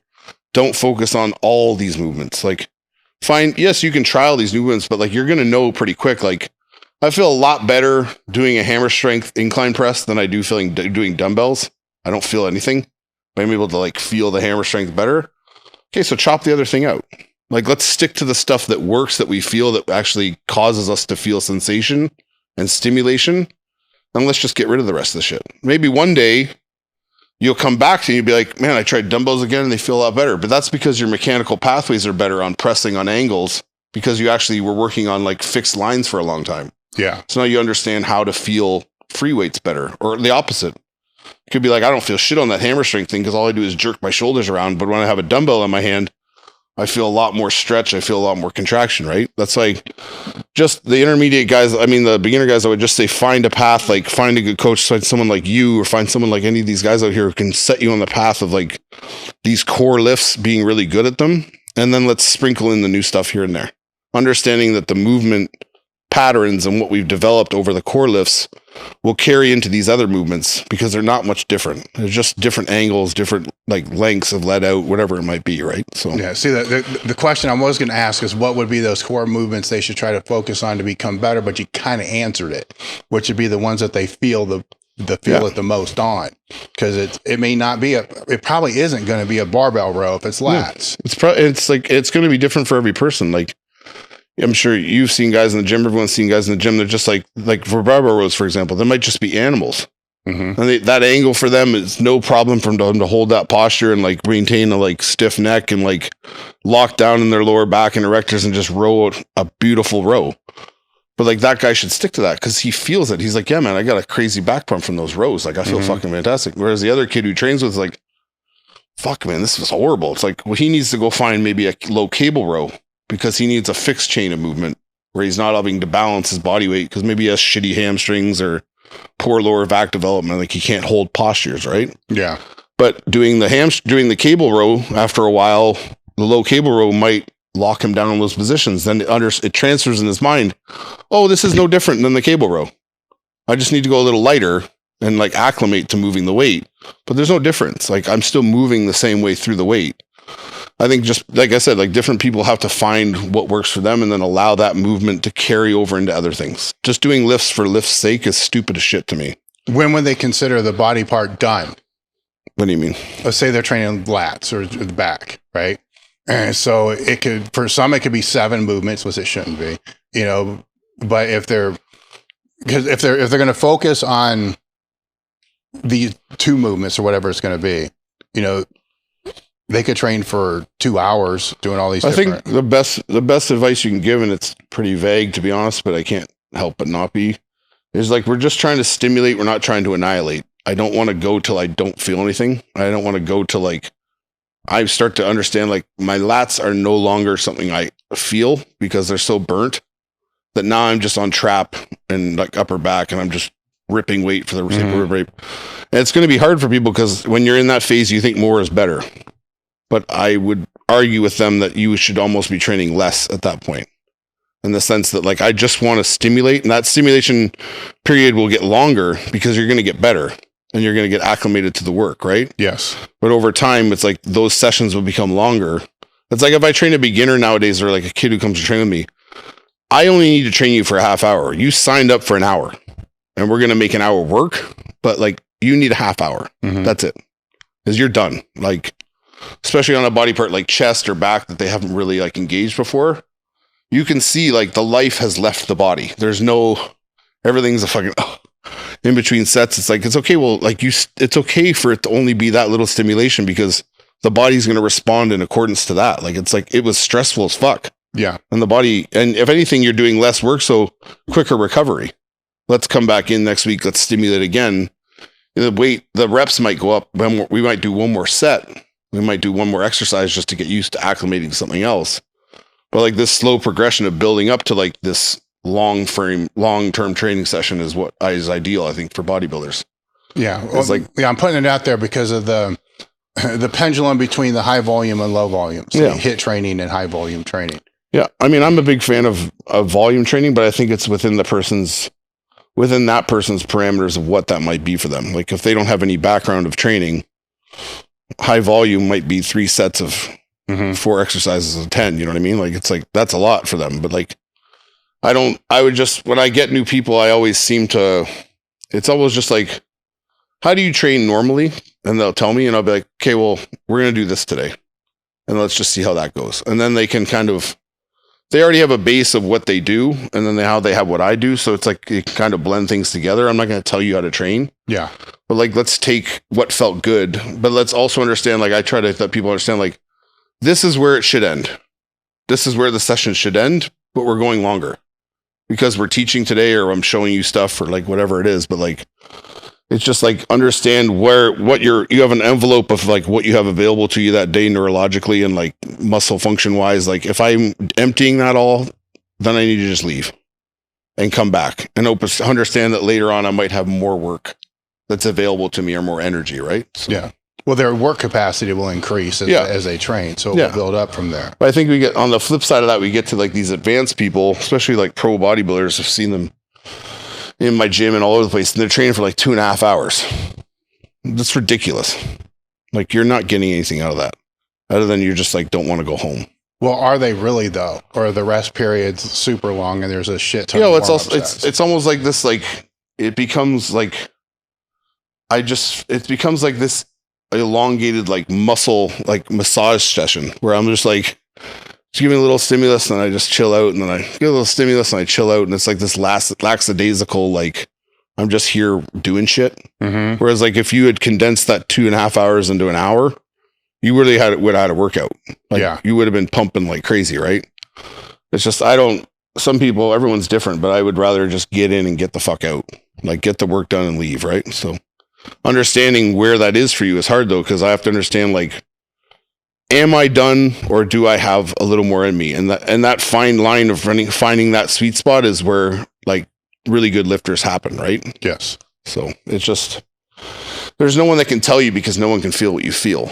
But as a person training an individual, like I'm sure you can see a guy you put him through like hell and you're like, it's good, you can man. see it. They can't maintain position. Yeah. Like you're good now, man. Like we're falling apart now. Like, let's just stick to like this positive shit before we start slipping into the negative, and then we lose some of that positive. So let's just build up to like a peak and get the fuck out. That's how I approach training sessions with most people, is like I'm building to like, for the back of a better word, a pump or like a feeling of like exhaustion. I'm building to that, and then I'm getting out. I'm not letting the peak start to fall. Yeah. I'd rather get you up to a point where it's like almost like feverish intensity. Like, I don't know if I really want to do another set. It's like, okay, that's when we're leaving. Like, all right. done. So the number of work sets are going to be not defined either. No. Right. Because you know what 3 movements or whatever have to be done through that session. So if you burn yourself out too much on the first movement, the third one that's why pointless. I kind of I structure workouts in terms of like leading to like, it's like telling a good story. There's going to be like exciting stuff in the story, but we're going to reach the end and the story's done. Right. So it's not like going to be a boring, monotonous story. Where like I went to the store. It's like, there's like this happened and that happened. You know what I mean? Yeah. Yeah. And like all these events did happen, but we got to where we got to go, and we didn't get fucking sidetracked and stop reading the book halfway through. Yes. You know what I mean? Have you seen the onslaught of Mentzer HIIT training methods come through? I think that's just people trying to be lazy. I think it's just like younger kids trying to be like, oh, I don't need to put in as much work. So I do one hard set of everything or whatever they think his training is. Mm-hmm. I don't think they understand what it is, but when you see them interpret it, it's like, oh, I just do one warm-up set, one working set, and then I move on to the next thing. I do this and this as Dorian Yates, Mike Mentzer. I'm like, guys, you don't understand what they're doing. Like, and he's coming from a background of being so advanced at what he does that pretty much anything he would do would work. Like he could just decide like, now I do German volume training. And like I do 10 sets of 10. But today I want to do like anything could work. You know what I mean? It's I don't know. It's like we talked about before, people finding old shit and now saying it's new. Yeah, that was one that I've been patiently waiting for the pendulum to swing that way, because over my life, it's been like 5 times. It's like here, and it's whenever it comes back, just generalize it as HIIT training. It's always called something different. Yeah. Then it goes to the volume, then it will go here, then it goes. And it's been like volume for a long fucking time. Yeah. And then just recently, and I find it odd that most of the content I was seeing around it was, with all due respect, dead people.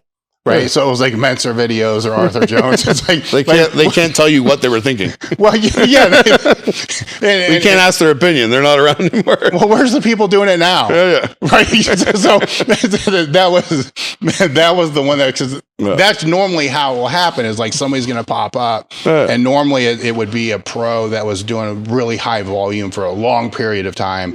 Then they switch over. then they start making progress again just because it's a different stimulus. They've been doing the other shit for 10 years. That's what I'm saying. So why if we understand that progress is made with new stimulus, why are we not just blending styles together? See, I was hoping that was happening. And why can't we just like on this lift, I usually kind of do more of a high intensity. And then for these like kind of other lifts where I'm just like, I'm focusing more on pump, and like, it can all be done in the same workout. It doesn't need to be relegated to like, I only do this or I do this. It's like a good bodybuilder does all of it.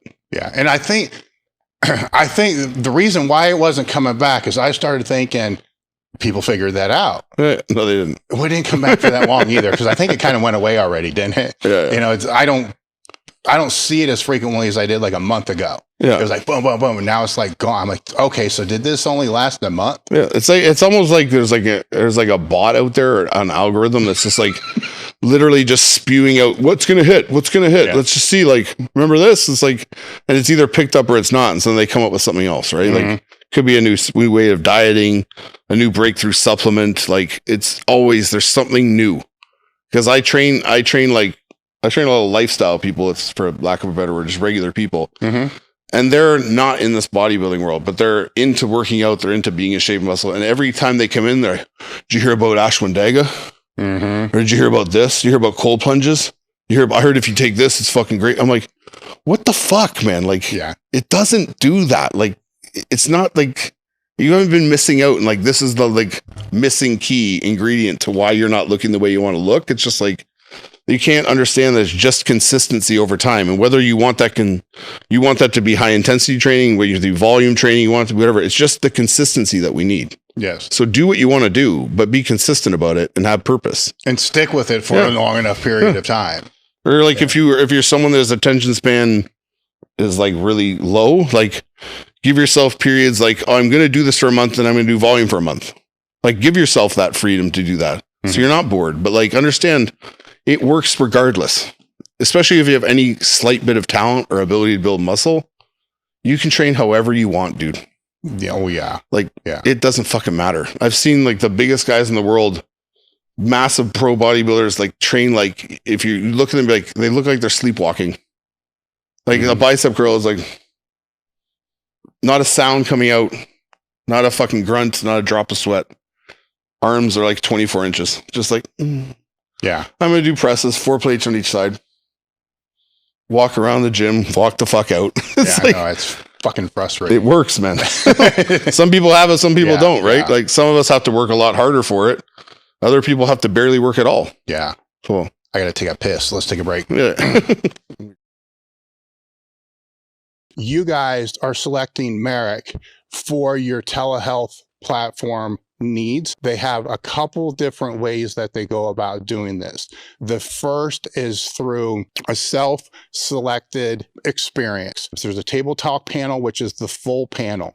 That would be the panel that I personally get twice a year. That's checking everything. You name it, it's all there. The other panel is a checkup panel with a guided optimization. You're connected with a patient care coordinator, and the patient care coordinator will meet with you to determine what your needs are, thing to be able to help optimize your health or mitigate without judgment. So the discount code again is Table Talk Merrick Health for all your hormone optimization and performance needs. This is Dave Tate from EliteFTS. Last year, we partnered with Ken Kanakin to co-host the Swiss Symposium. Is built on hypertrophy and sport medicine for strength athletes and practitioners to come together in one place, which will be the Columbus Hilton at Easton. You are going to learn how to level up your training based upon the success and failures of others. You have to stay on top of your game if you want to be able to make the success and move forward at the pace that you want. Just to name a few of the presenters that will be presenting, we're going to have Matt Winning, Brian Carroll, Eric Serrano, Jim Wendler. That's just a few. These experts will be presenting on low back injury and prevention, exercise selection, as well as a business, steroid recovery, and restoration panel. If you want to network with one of the experts that we have presenting, we're going to have people there to be able to help you do that. To register for the Swiss Symposium, go to the EliteFTS.com website, look for the banner on the homepage, click that, and we'll see you there. One of the ways that you can support the podcast is by purchasing or picking up our limited edition apparel. The shirt that I have on right now is one of the only shirts that we brought back for a second time. Normally we'll never do that, but the only reason we brought this one back for a second time is it sold out within 6 hours. So we brought this one back. We also got a second one that we just dropped. It's our, I guess, just Halloween edition shirt. Go to EliteFTS.com or go to the link in the description. This really does help us out because this directly supports the Table Talk podcast. Thank you guys. Enjoy the show.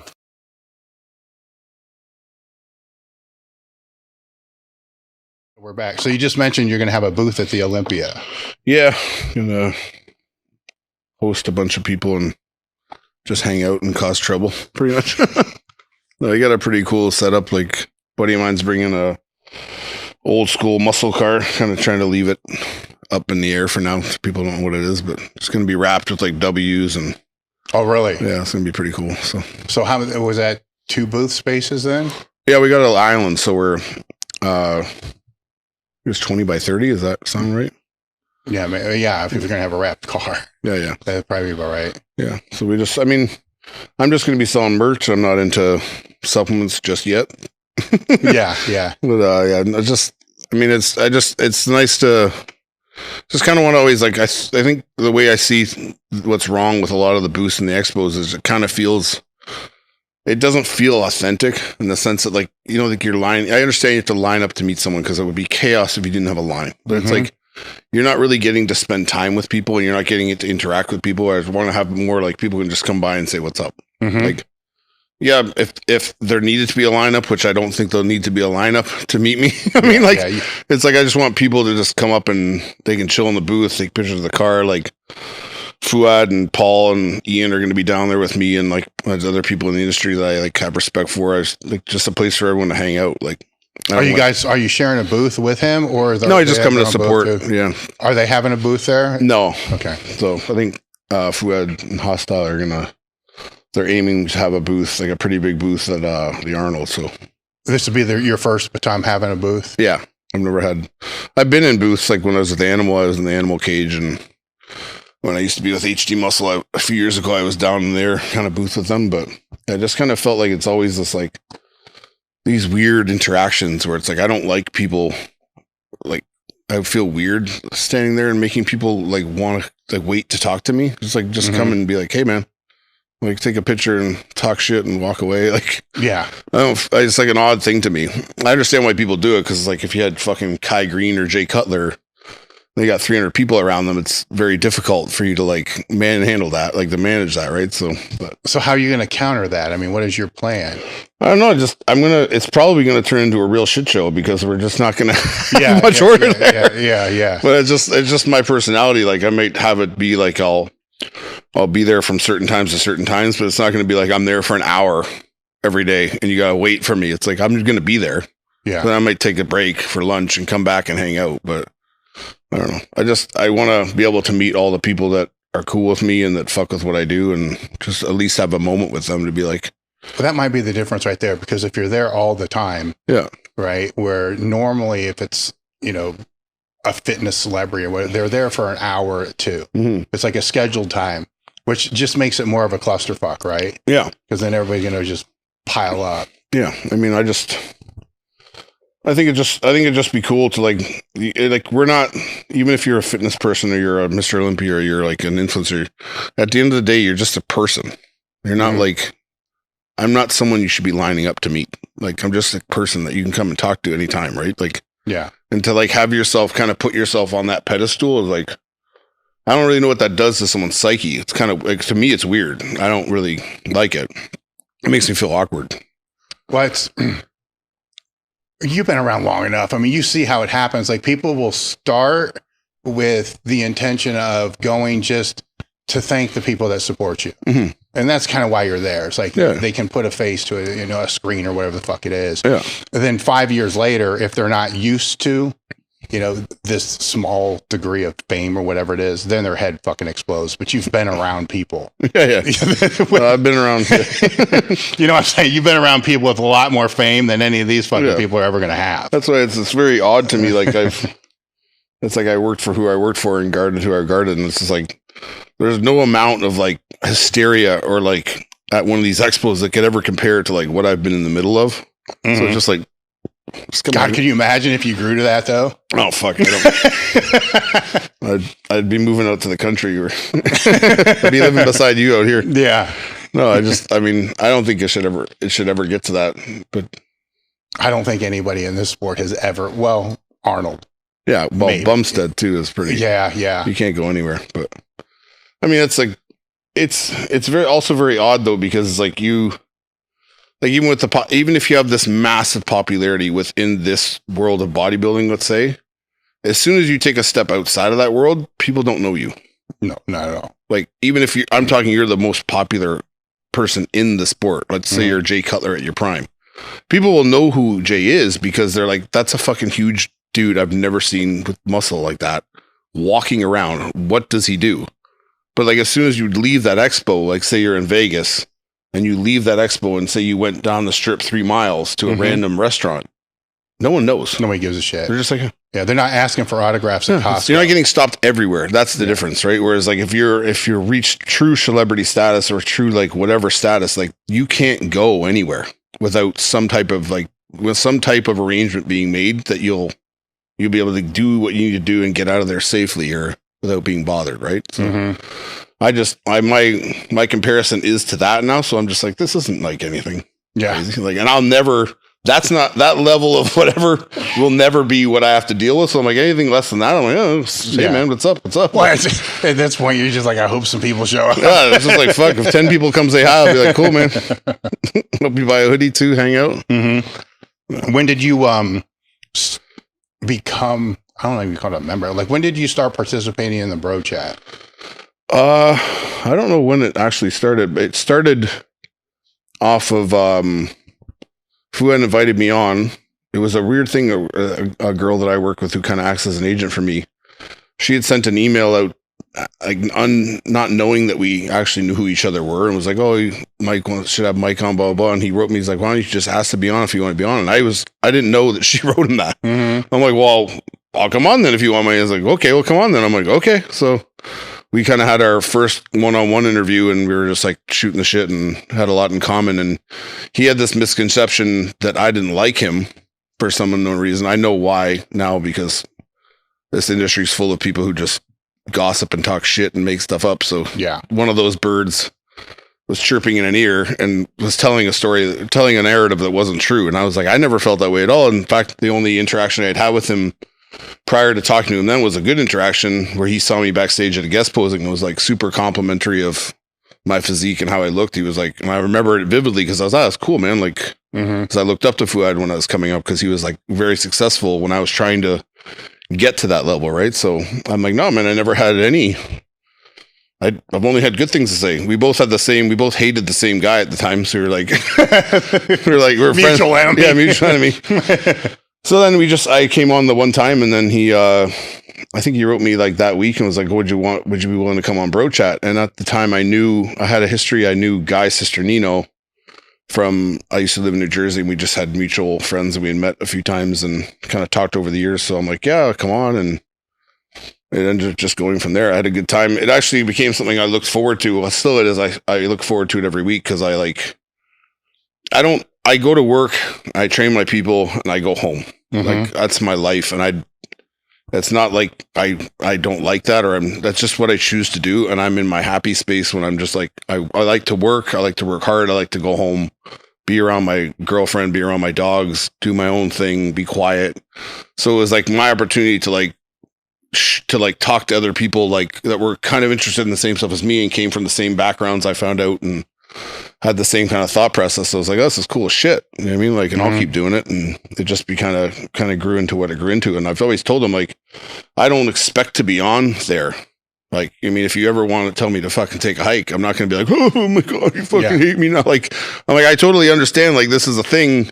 This is your thing. And that you've built a great thing here. And I always tell them, like, you've built something. I don't think you see the magnitude of it because you're kind of living it. But like people on the outside really gravitate to that shit. Mm-hmm. Like, and I've received a lot of people have started following me because of that or paid attention to what I'm doing because of that. So I've always told him I'm grateful for that opportunity to like show another side of my personality other than like what I show on Instagram, like where I'm not like, I don't walk around ranting agitated at the world. Like I'm just talking about what I'm talking about, and then I turn the camera off and or I'm just could switch to another subject. Yeah. But that's how I am all the time. Like if something gets me going, I'll talk about it, and then as soon as I don't care about it anymore, I just talk about something else. Like I'm not walking around looking like, what could I be bad at now?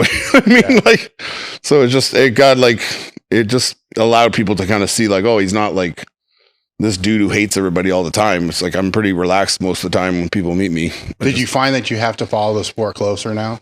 No, I choose not to. I purposely don't. Okay. So get that outside opinion then. Yeah. I mean, I shouldn't say that. I follow the sport when it comes to like the top guys, but when it comes to obscure guys, and I don't mean that in a disrespectful way, but like guys who are coming up who I don't really have a radar on because you're not top guys. I was never a top guy, so it's not a slam on you, but like I just don't pay attention to it. You know what I mean? So it's just because I don't have I kind of get comments like this all the time. I was going to talk about it next time on Bro Chat because there's like when they start getting into like deep bodybuilding talk about like kind of like lesser known guys, but they know a lot about them. Yeah. I've never even heard of them. I'm like, you gotta show me a picture. I don't know who that is. I don't mean to be rude, but like people, you ever notice Mike's completely disinterested when they start talking about bodybuilding? Yeah. And I'm just like, well, I am, but I'm not. Like I just don't have much to contribute because I don't understand it. It's like me and you watch football. I'm not aware of what's happening in the Arena League. Yeah. But I like football. But I know who the fuck I know who like Patrick Mahomes is and shit. I don't know who the quarterback is for this Arena League team. Like, but I can still have an appreciation for it, right? So it's just like, that's kind of where I catch some flack on that. But I think it also it's also kind of different from the rest of the guys because I don't. Like, I'm not so in tune with the sport. I think it adds value because you're not, right? Yeah. And like, I've always loved bodybuilding, not because I don't love bodybuilding because of the show that is bodybuilding, like competitions. I love bodybuilding because I love muscle. And like building muscle and working out and training. That's what I love. I don't care. I don't really give a shit about what happens on stage. It's just a byproduct of the muscle and the training, and you get to see what happens with it, right? Yeah. But I'm not like, I don't get genuinely invested like, oh man, fuck, I really hope that so-and-so pulls it off this year. I'm just like, cool. Like, yeah, I just rather focus on like how to train better, how to develop better. Like that shit gets me off more than seeing so-and-so 5 weeks out and being like, oh, like, yeah, I don't get jacked. Yeah. I don't get that jacked up to see dudes in their underwear. Like, I just don't. Well, that's how I am with the whole powerlifting thing too. Like, I don't care about the meat, and it would take so much time to be able to follow all the guys that are at the top of every federation, and then who's coming up and then who's not. So it's, but the reason I ask is because if that is what they're expecting you to do, then that's a lot of time that you. No, I mean they've always just been. I mean, Fuad's always just been cool with like me contributing what I contribute. And I mean, if one day he came where he's like, oh man, I kind of need someone who's a little more like in depth in the sport and kind of embedded, then I just simply be like, that's not me though. Like, they already have that. Yeah, I think it would just oversaturate. Yeah, especially like guys like Ian. Ian just retired, but Ian's like, he's a true like aficionado of the sport of bodybuilding. Like Ian, when Ian talks about physiques and like he gets into the intricacies of stuff, like even I'm like, man, this guy really loves bodybuilding. Like he just lives and breathes it, right? Like in terms of even his critique of people or his assessment of physiques, I'm like, man, like I get it. Like I'm into it too, but like he's into it, right? So they gotta have all these dynamics. Like Paul is a judge. Fuad was a very, very good pro. Ian was a very, very good pro. Fuad kind of guides stuff, and Ian's very good at like assessing people. So is Paul. Like they all are, and I'm kind of just like, yeah, man, I see how this could be better, or that could be better, or you should do this or do that. What is it? The one I just listened to was that. I don't know what the top 5 they were a session, but it's like Ian was, oh my god, like this is like next level shit. Like I'm kind of like tuned out, just waiting for you to say something, right? Because that's where the voices fit different people, right? Because that's like deep into the sport, like, and him and Paul going back and forth, his placings and all this other kind of stuff, and I'm like, but the thing is, even when I was bodybuilding, I never cared. Like I cared about I would be aware of who was good and like who were the top guys, and I would have immense respect for them. And I'm like, oh man, I'm fucking never gonna look like that. What the fuck am I doing here, right? Like, but I just like I enjoyed, like I was talking about food this a week ago. Like I just enjoyed being a fucking big dude with muscle, and like I enjoyed the drugs. I enjoyed the fucking eating that came along with it. I enjoyed like the training and like finding new ways to train and trying different styles, and that shit got me off more than ever standing on stage did. Like I didn't give a fuck about it. Like when I won shows and I got my pro card, I was like, this is fucking awesome. And when I got to the pros, I was like, I'm never going to be able to stand up here. Like, yeah. I'm just going to go keep lifting. Like, and I got a lot more enjoyment out of training people and helping people put on muscle and like develop properly and playing with angles and seeing things and like figuring out like kind of hacking ways to like help people develop better. That's like, if that happens in my mind and I make that connection, I'm jacked. You don't get into the nutrition side of it and the people you help, do you? No. I used to diet people here and there for shows that, like back in the day when I thought in order for me to be a trainer, I had to do both, but I had no enjoyment out of it. And like, I'm a hypocrite because I don't eat well. So I'm not going to fucking sit back and tell you to like, oh, you should do this and that. And I'm like munching on a fucking donut. Like, oh, I mean, it's like, I also don't have like, you need to be just as like in depth or just as interested as I am in movement and like training. You need to have that mindset for eating and food to be really good at it. And I don't have that deep interest in it, right? Like I understand the basics. I could definitely give someone a program to follow diet wise and they could get in better shape. And like, I would understand their macros and do all this shit, but like, I don't want to. I have no desire like to hear someone bitch about their food or, oh, now you're having 200 grams of rice. And like, now you do this. Like, it's obnoxious to me. It's really obnoxious, man. Now, when you were coming up in bodybuilding, not when you were closer to turning pro, but just coming up, how tight was the nutrition in the off season then? Loose as a goose. So basically eating whatever you needed to eat to grow. Okay. And then it would tighten down for a show. Yeah, literally just flick a switch. All right. Did that ever become more strict after you got your pro card? No. I mean, back when I was competing, I would get heavy, but I would never get heavy to the point where I was like sloppy. So even if I ate like subpar, I would still be pretty tight. So I was just like, I'm going to eat how I want to eat. I would be conscious of trying to get certain things in, like hitting a protein goal or getting close to it. But like in the off season, all I wanted to do is pound carbs, like constantly. Like I could literally eat like carbs all day, every day, nonstop. But like eating protein, I'd be like, God damn it. Yeah. Like, unless it's a burger, which is in a carb. I mean, like, it's wrapped around a carb, so, and sometimes you got to have 3 burgers in the carbs. So I'm like, I mean, looking back, I don't think it would have made much of a difference in terms of my physique. So, but guys coming up, for me to tell you to eat a certain way, or like, that's why there's a lot of hoopla now about Sam Sulik and the way he eats and all this stuff. And I met Sam yesterday. He's a super nice kid. It's just like, we all did that shit. So why the fuck are you harping on it? Like, yes, you guys stand up on your high horse and you're like, oh, I don't do that. It's like, you don't remember being 21? You don't remember being 19, 18 and just fucking pounding food and like hitting the gym and being huge and not being like, oh, what's in this exactly? Like, oh yeah. I never did. I was just like, whatever. Like, well, I wonder how many that are bitching about it. Or they're probably doing the same shit.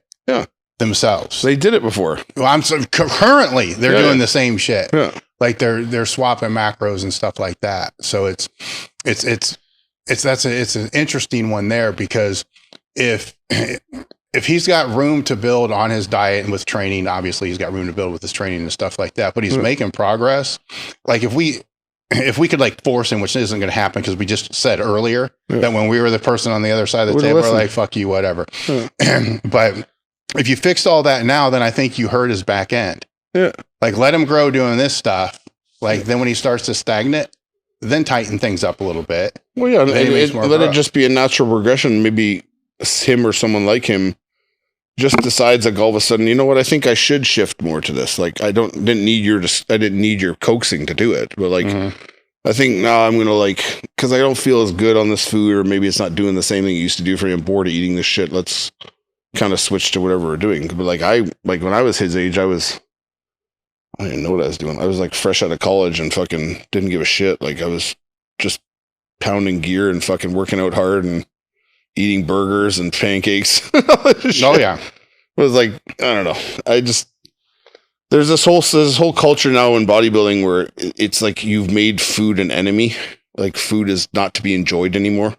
Like if you enjoy your food or you eat stuff you enjoy, like you're somehow cheating yourself or gonna kill yourself. It's like, guys, just eat food. At the end of the day, everything that you're talking about is food.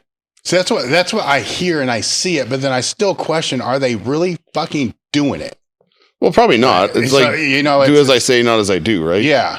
Or pretend like I do this all the time, where I really don't. Yeah, but then like you have the flip side. Like there's guys like Ian. Ian, I've been around Ian. He does not stray. Like in the short times I've known him before he retired, we went away to a cottage together. Like he came up to Windsor to visit Fuad. Like every meal, boom, boom, boom, boom, boom, like robotic. No temptation to do other things, and it was like simple for him, right? But that's his personality type. Yeah. So if the other person doesn't, you have to wonder whether that's going to do that person's psyche if you force them into a state of being they're not wanting to be in. Like we're all used to like, oh, we do this and then we hunker down for the 4 months or whatever for a show. Yeah. So we know there's this finite period where we have to be dedicated to something. And then after that, we can kind of just be freer. But to live like that all the time, what does that do to someone's psyche? Like it takes away motivation. Yeah. I'm just fucking bored. I don't want to fucking do this anymore. I want to eat this goddamn meal. I want to have something that tastes good, or at least I deem to taste better than this. So like, you should have the freedom to do that. You shouldn't be afraid to. Like, you tell these kids, like, if you tell these kids, like, oh, like I'll tell them today, on the way here, I had a fucking iced coffee and I had 2 chocolate chip cookies from Starbucks. They'd be like, was it a cheat meal? I'm like, no, it's just a meal. Literally, I just used it as a meal that I ate. It was just food. Yeah, I was hungry. I wouldn't even call it a meal. I just ate food. Yeah, I was hungry. Well, what is it in your, what is your macros? Like, no idea. Not a fucking clue. Like, I eat when I'm hungry and I eat till I'm full. Yeah. It's like, I don't understand why everyone's like, they've even made eating food complicated. They've made it less enjoyable because people have to think to themselves, is this a clean meal or is this a cheat meal? Was this a cheat meal? I'm like, no, man, I just ate. A cheat meal. I wanted a sandwich because it looked fucking good and I ate it. And there happened to be chicken on it and fucking mayonnaise. Yeah. And I'm like, and now I'm not full, I'm not hungry anymore. It's the industry is always surprising me because there's always right when you think there's nothing that can surprise you, you're like, oh, this is interesting. Like for decades, we've all been saying the basics are what matter. Consistency, training hard, getting the fucking food to grow. Yeah. But all of a sudden now, no, that doesn't matter. The nuance does. Yeah. It's all about the nuance of all that. Fuck all the other stuff. Yeah. Because if there's one thing he's consistent. Yeah. I see these kids, like, it's funny you say that. I see like people in the gym I'm at now, and it's gyms everywhere. So I'm not like picking on specific people who go to that gym, but like they're in that that beginner to intermediate range where they're like, they've just discovered this, like they're maybe very dedicated and serious, but they've just discovered this like sport and they're going to compete or they're going to do whatever. And all they're focused on is the nuance. That's it. Like they don't understand. You don't understand the sport. You don't understand working out, but you've got the nuances down perfect. Like, good luck with that. I need to like, I do my kickbacks like this, and I write down all this stuff. It's like, you haven't even worked hard. In order for the nuance to work, hard work must have happened before. Yeah. And must still be happening. That's why it's called nuance. Yeah. You're adding something to something, right? You don't just like, I just focus on the details of this huge thing. So I'm just going to stare at the pillar on the ceiling, not knowing there's a building around it. Yeah. And like all this equipment, like it's this dumbest thing ever. And like, but I think it's this internet and this like TikTok and Instagram world where they're always looking for, again, that new thing, or what's going to cause the biggest difference is this thing. But it's like, you've missed the whole picture. You're looking at the speck of dust on this pad and missing all this. And thinking that this speck of dust is going to carry you through. Like, it's amazing. It's amazing. It's crazy, man. It is amazing me because that's just now started to happen. It's like we are sitting here right now, and the guy comes into deadlift, and he starts talking about his grip. He's never picked up a bar. Yeah. No, but they say that this is the over under. Oh yeah, I mean people, and then there's this, and you're like, pick the fucking bar up, dude. Yeah. Like you've never lifted a bar. You've never even held it in your hand, and you're worried about how you're going to grip it. Can you even pick it up to begin with? Like, yeah, it's crazy, man. Like the world, sometimes I literally think that the world's gone nuts, and like, I don't know what's happened in fitness, but we've just decided that this is so simple and so basic, but also so intricate when you really look at it, but it's simple. It's very simple, that we have to make it more complicated or people won't respect us. Like they'll think we're just meatheads. They'll think we're just stupid people who lift weights and do drugs. Like we have to give this extra, like we have to make this so complicated and so nuanced that the outside community of bodybuilding is like very intelligent people, super intelligent. Look how they approach that. It's like, I just pushed the bar up and down. Yeah. That's all I did. I would take testosterone and I got big. Yeah. That's all it is. You can explain it in other ways. I know. If you look around, the majority of the people in gyms though, who probably aren't posting on social media and shit like that, they're all doing the right thing. Yeah. So that's how I wrap it around my head. Yeah. All we're really seeing there is the minority. Yeah. Like the vocal minority. I just see that in like younger people though, because I'm in a gym that is a lot of younger people. So I'm not around like people my age a lot, like, and not experienced people. So I see how this way of thinking is like infiltrating their mind. And I can see how that way of thinking is going to lead them to a path of not giving a fuck about this anymore, because it's going to get so complicated and so convoluted in their mind that the difficulty of it, there's so much going on. They're just going to be like, fuck it. I don't fucking want to do this anymore. Like, it's like a parent who like badgers their child about like getting better at a sport. Like, you need to fucking work on your hockey. You need to get your skating. And by the time the kid starts, he starts at 6 years old. By the time he gets to 12, he doesn't want to fucking go near an ice rink ever again in his life. Yeah.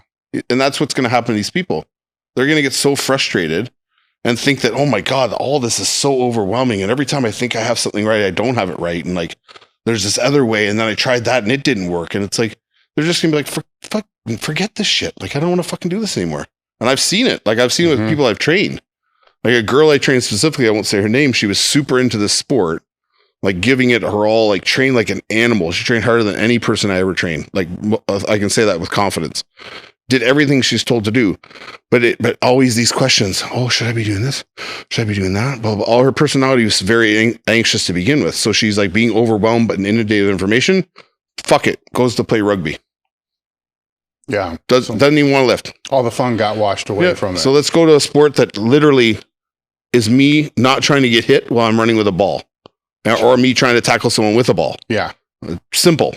There's no nuance of that. Just crack that motherfucker, right? So it's like they just get so down and out. Like, I got to make this simpler. I think that's why a lot of people, and I'm not downplaying powerlifting, but I think that's why a lot of bodybuilders do convert to powerlifting, because they're like, man, this is just too much for me. Oh, they're gonna be up for a rude awakening. Yeah, I'm saying, but the variables are different. Sure, yeah, so there's with bodybuilding, it's diet, it's this, it's that, it's this. In powerlifting, it's like, it's all that, but it's like, this is your one focus. Yeah. Move that fucking weight. No, I get that. That makes sense. Like, move that fucking weight. Like, it's like when I got to college, I was a linebacker. They wanted me to know coverages. They wanted me to call plays. They wanted me to do all this stuff. I'm like, I just want to run and tackle people. And they're like, what's the coverage? I'm like, or what's the change off the audible off that? I'm like, I'm like, what the fuck? Yeah. So when they moved me to D-line, he's like, my coach, I walked in the room. He's like, welcome to the phone booth. I'm like, thank you. Yeah. Like, you just got to know what the fuck you're doing.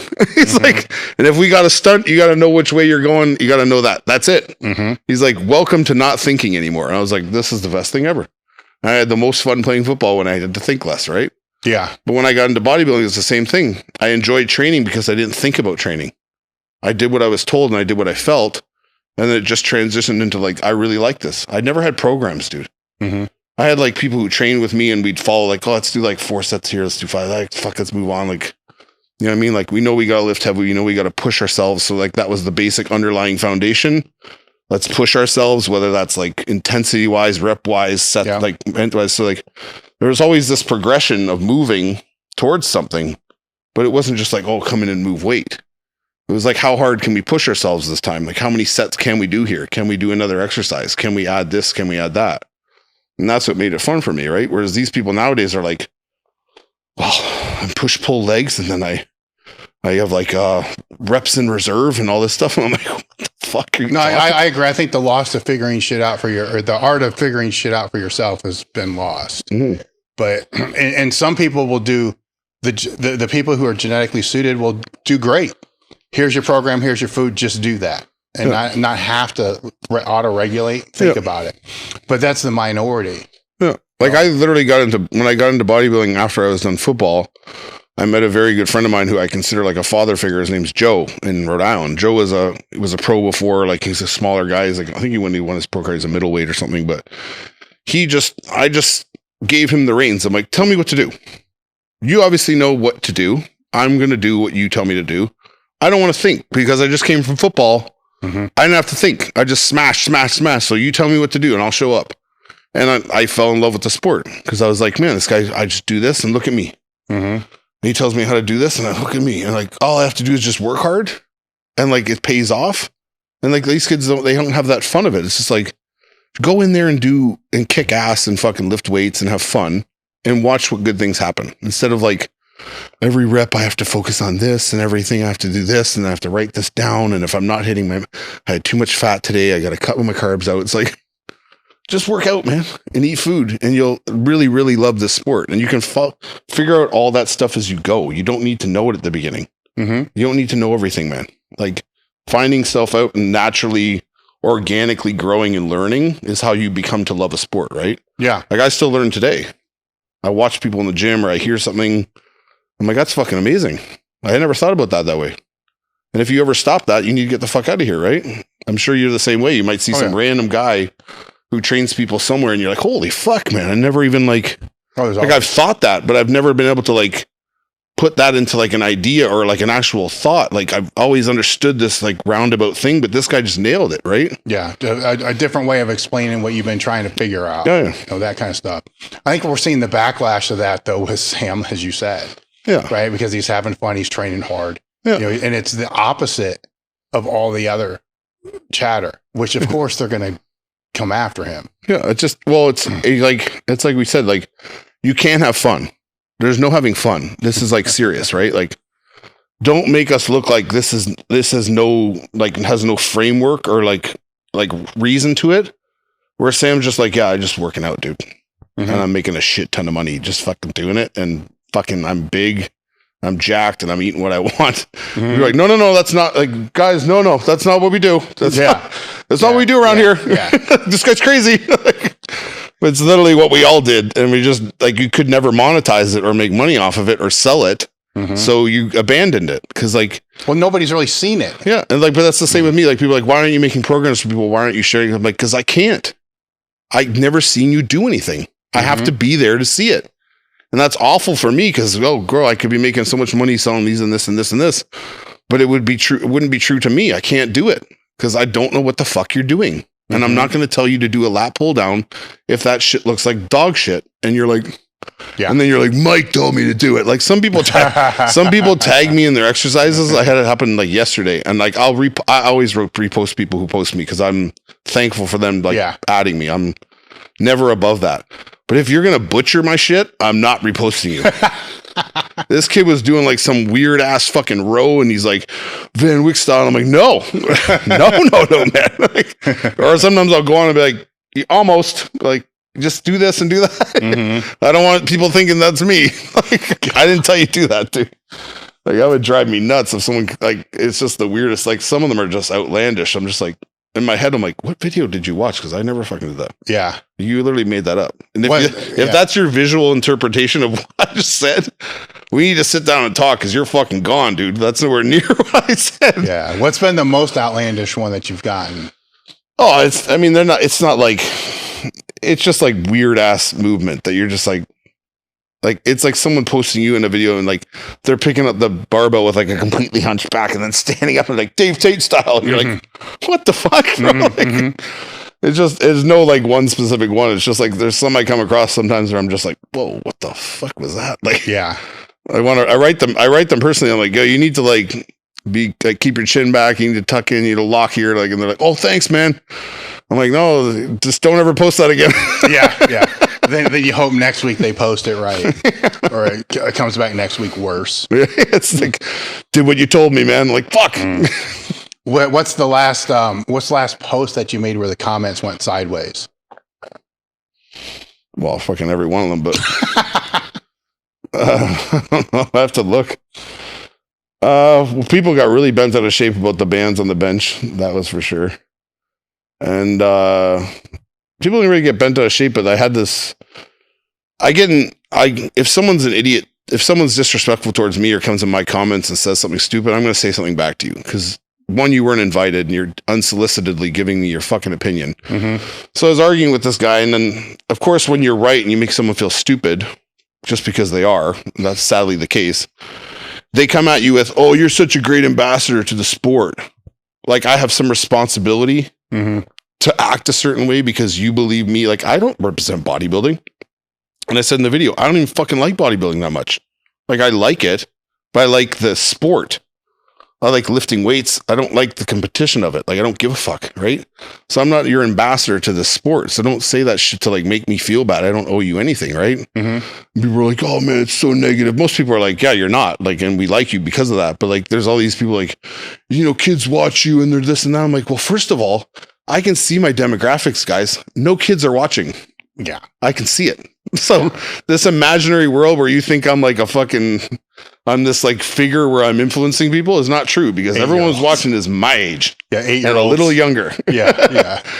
So it's like, I'm not like kids aren't putting their parents aren't putting their kids on to me like, watch this guy, let him raise you. You know what I mean? Like, well, ambassador at home though. Exactly. What is this? What would I be the ambassador for? Taking juice and posing on stage? Like that's what bodybuilding is. Yeah. So anybody could do that. And why would you need to be a positive influence to do so? Right? Like I make fun of people or I poke fun at like everything that all of us see. Or like shit that pops in your head, like, man, this kid's a fucking dork. What's he doing? Right? Like, I'll just say it though. But I think more people should say it. Yeah. Because in the long run, you're helping these people and not hurting them, especially when they're doing stupid shit in the gym that's going to end up fucking them up. Right? It's like, I'm going about it in a funny way, but like, I am seriously being like, stop doing that. Like, you're going to regret doing that when you get older. Like, I know it seems normal now, but take it from a guy with a fucking fake hip and a fake shoulder. Yeah. I know what doesn't work because I did it and I have the fucking scars to show for it, right? So I'm not coming at you like waving my finger like, it's like I did all that shit. I benched more than you. I squatted more than you. I did all this stupid shit that I wasn't supposed to do. And like, I'm telling you, there's a better way to go about it. Not that you shouldn't do it, but there's better ways to do it, right? So, but people, they can't help themselves from just like trying to make you feel bad for some unknown reason. Like, it's the interesting thing is it's the question is, does it make you feel bad? It probably not at all. So they're just exhausted. But it's so funny that like it's this weird thing where like people online, and I'm sure you've had it, like they respond to what you say as if you're speaking directly to them. Like they don't see that there's a disconnect there. Like I'm on a screen that you chose to click on. And I started talking to a camera that's not directed at you. And you're literally eating those words like, oh, fuck. This fucking guy's saying this. Is he talking to me? I'd fucking do bent over rows like that. He's talking to me and like getting mad. Like, I'm not talking to you. If you do that, like, sorry, but you know what I mean? Like, yeah, that's I'm not talking to Chris in fucking Alabama. Like, he's like, motherfucker. Like, it's the weirdest shit. Yeah, it's like you hacked into their phone. Yeah. And we're able to see them. So it's also more like they're seeing you tell them that something may not be effective, or like I'm in some cases saying it's absolutely stupid or idiotic. But they've literally been doing that for the last 2 decades. And they take it to heart because like, that's the way I do it. Is he fucking saying I'm stupid? And you're like, no, I'm not saying you're stupid, but the way that you're doing that is dumb. And there's way better ways, even if it's not my way. There's way better ways. So these people come out of the woodwork and they attack. Like, I've been doing like that. You know what the fuck you're talking about? Yeah. So I tell them, post a picture. Like, take your thing off private. Take your little screenshot, which is like an emoji or like some random picture. Post a picture of you, and we'll see if it worked or not. It didn't. That's why you have a fucking emoji as your picture and your screen is private, right? Or it's like some dork who's like, with his brother on a lake fishing or something. I don't fucking know. Well, I'm going to guess nobody's ever posted. No, they don't. This one guy's like talking to me about his bench press. I said he was talking about, he's obviously the guy in his gym who's like the big bench press guy, jerking his hips off the fucking pad, bouncing the bar off his sternum. Like, I'll give you credit. You move the weight. It's heavy. But I just said that wouldn't be allowed in a powerlifting meet. So don't say you're a powerlifter because none of that shit's powerlifting. Yeah. You can't do that. He's like, oh, I'm fucking bench more than you. I said, first of all, you don't. I said, you do now. And he's like, well, post a video of it. I'm like, I just had shoulder replacement surgery, asshole. What are you talking about? But it's just guys like that, like, post the video, man. I'm like, and then everyone starts attacking this kid, right? Because like it's just moronic what he's doing. But it's just like you can't navigate through social media without finding complete and utter trolls that just want to like make a name off you or talk to you or get you to respond to something they say. It's just like, find it so odd. Like, it's just the weirdest thing to me. Why do you respond then? I can't, I'm compelled to. It's like Tourette's. Like, I just like, it's like most of them will slide by. Like, I'm like, yeah, fuck that guy. And then I'm like, oh, it's like, yes, you're getting the fucking, I'm unleashing on you for the last 15 I ignored. It's like, fuck you, man. I think I've actually called people before, like on video calls too. Like, what'd you say? And they're like, oh, fucking. It's like, wait, hold on. So they posted something stupid, so then you sent them a video message just saying... No, I called them. Oh, you called them? Yeah, I'll call them. I'll click on their thing and press call. Yeah. And then they'll pick up and they'll either hang up or be like, what? I'm like, what'd you say? And he's like, well, you know, man, it's really fucked up that you said that. I'm like, I'm not fucking talking to you. I'm like, I don't even know who the fuck you are. Like, click, hang up. Like, God. That's next level. Like, fucking let this shit slide. Like... I think more people need to stop letting shit slide in this life. No, you know what I mean? No, I think we need to continue on this topic because I think I need to start doing this shit. Yeah, you can make a segment of it. Like, this guy called me today. We're gonna call him right now. Hey, man. Well, there's some bad DMs. I mean, bad ones. I mean, they won't even post the comment. It would just be some stupid DM. Yeah. I never thought I'd just fucking calling him. This other guy wrote me the other day. I don't even know who he is. He does like black and white videos, has face tats and a head tat, and like talks about training. Like, I wonder where that fucking idea came from. Yeah, I've never seen that before. Like, fucking wow. And so I'm like, see, just out of nowhere, like, you know, man, I unsubscribed to you recently because, you know, I used to find you very beneficial for training, but now I find you're just negative and talking bad about people and blah, blah, blah, blah. Like this long thing. So I wrote back, do you think I give a fuck?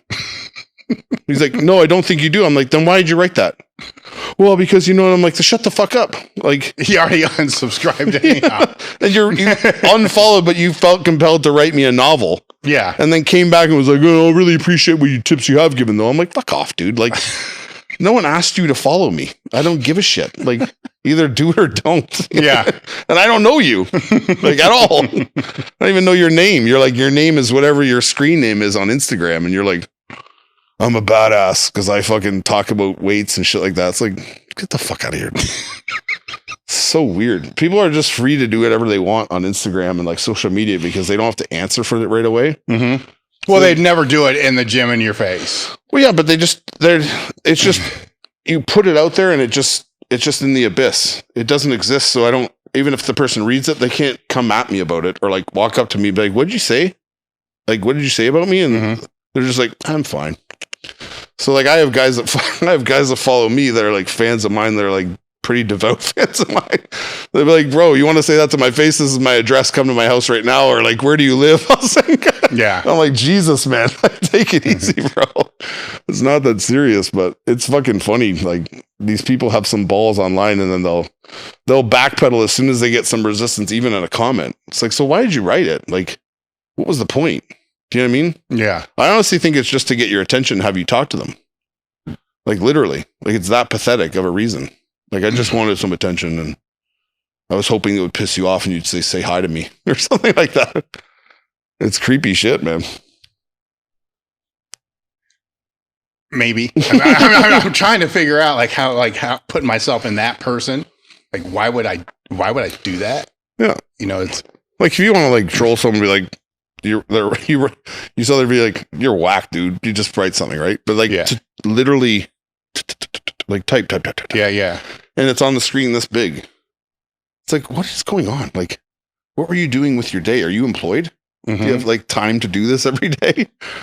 Or it must have really struck a nerve with you. I don't know. It's fucking weird as shit, though. You're trying to wrap your head if you could do that. I'm trying to wrap my head around, is there any instance that I would ever do that for anything? I'm like, no, because first off, the person's not going to give a fuck anyhow.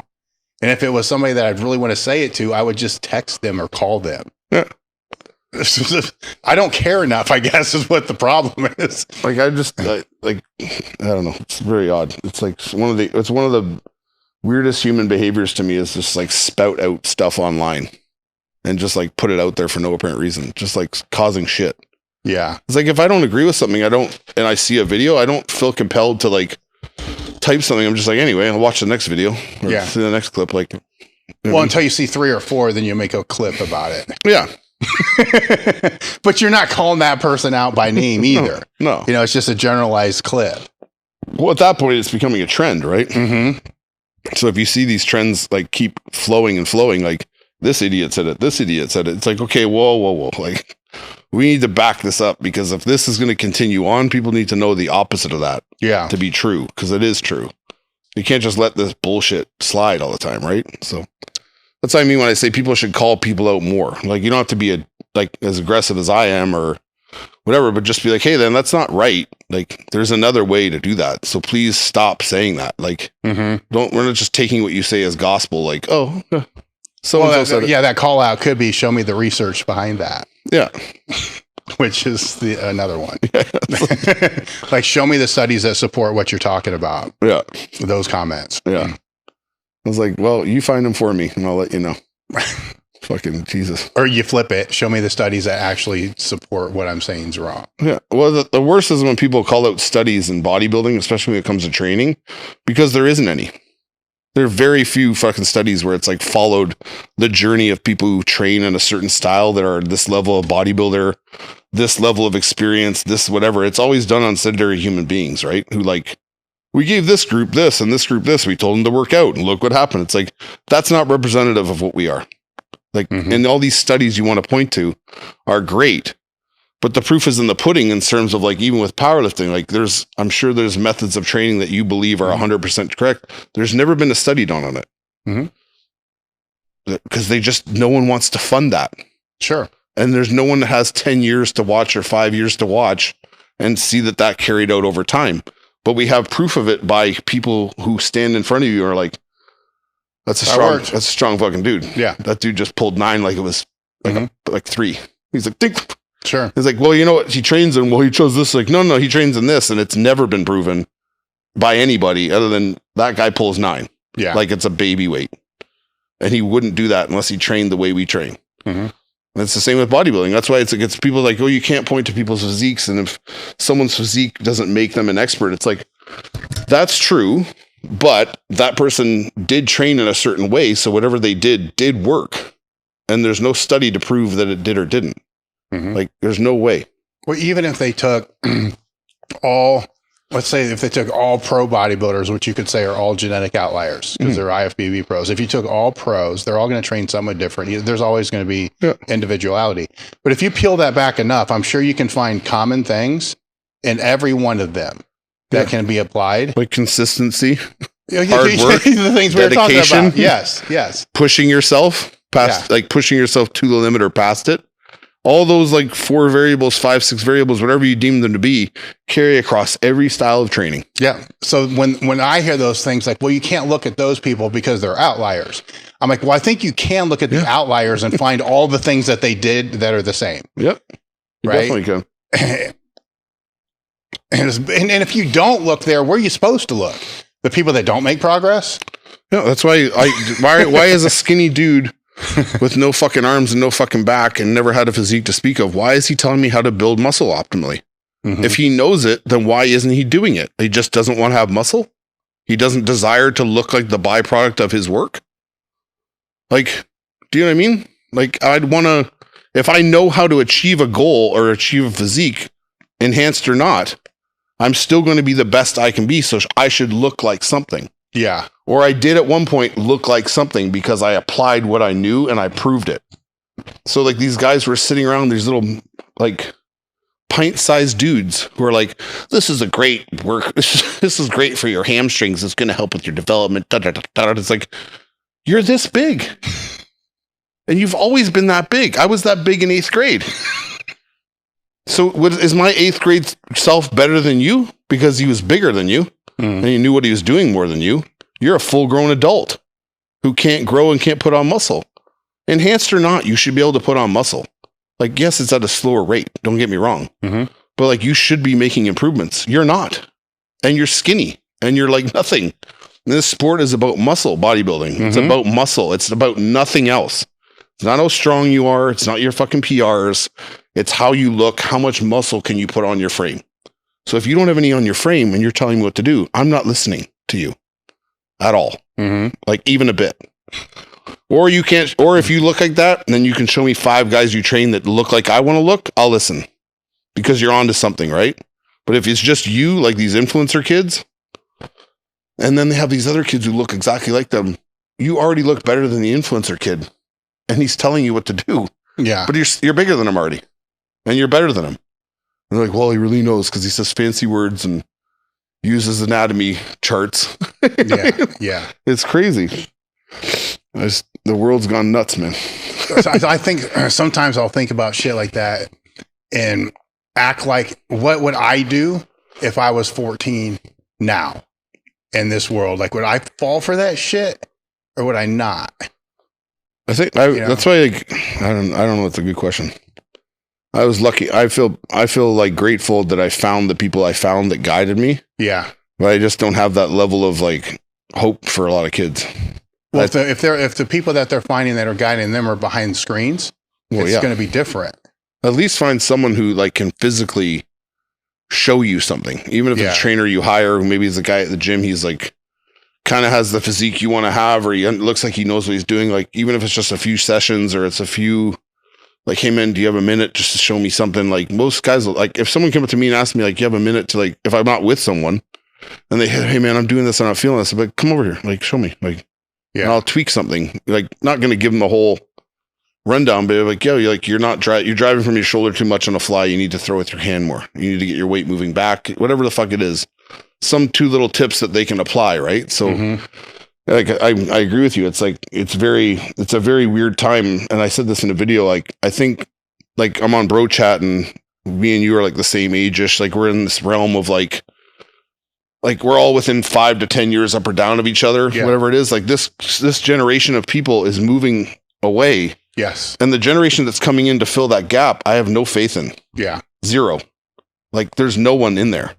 Like very few. There's probably a handful I'm missing, but like these bodybuilding people that are moving into this frame that are now going to become the bro chats or like I don't think they have it, man. Like I really don't think they do, because their mind has been infiltrated by such bullshit that they can't discern what works and what doesn't. They're just all over the fucking place. They haven't chosen their path. Yeah. Whereas like you've chosen your path. I've chosen my path. I don't train with other people. I'll never work out with other people. I train my style. And other people train their style. They only work with their style. But that's how you get a perspective as a younger person. You go and train with all these different people and you make your own style, and that becomes your style. And then you pass it on to someone, they get their style. And that's how we evolve, right? But these kids that are coming up, I don't see, I obviously don't pay attention to everybody, but I just don't see when I'm looking online, like a face that pops up in the younger generation where I'm like, they're heading on a good path. Like this person knows what they're doing. I don't see it. Where I put my faith in that is, I wonder if the people that were ahead of us thought that way about us. So that's my first question. Yeah. They probably did, right? And then I do strongly believe the what you see online is the vocal minority.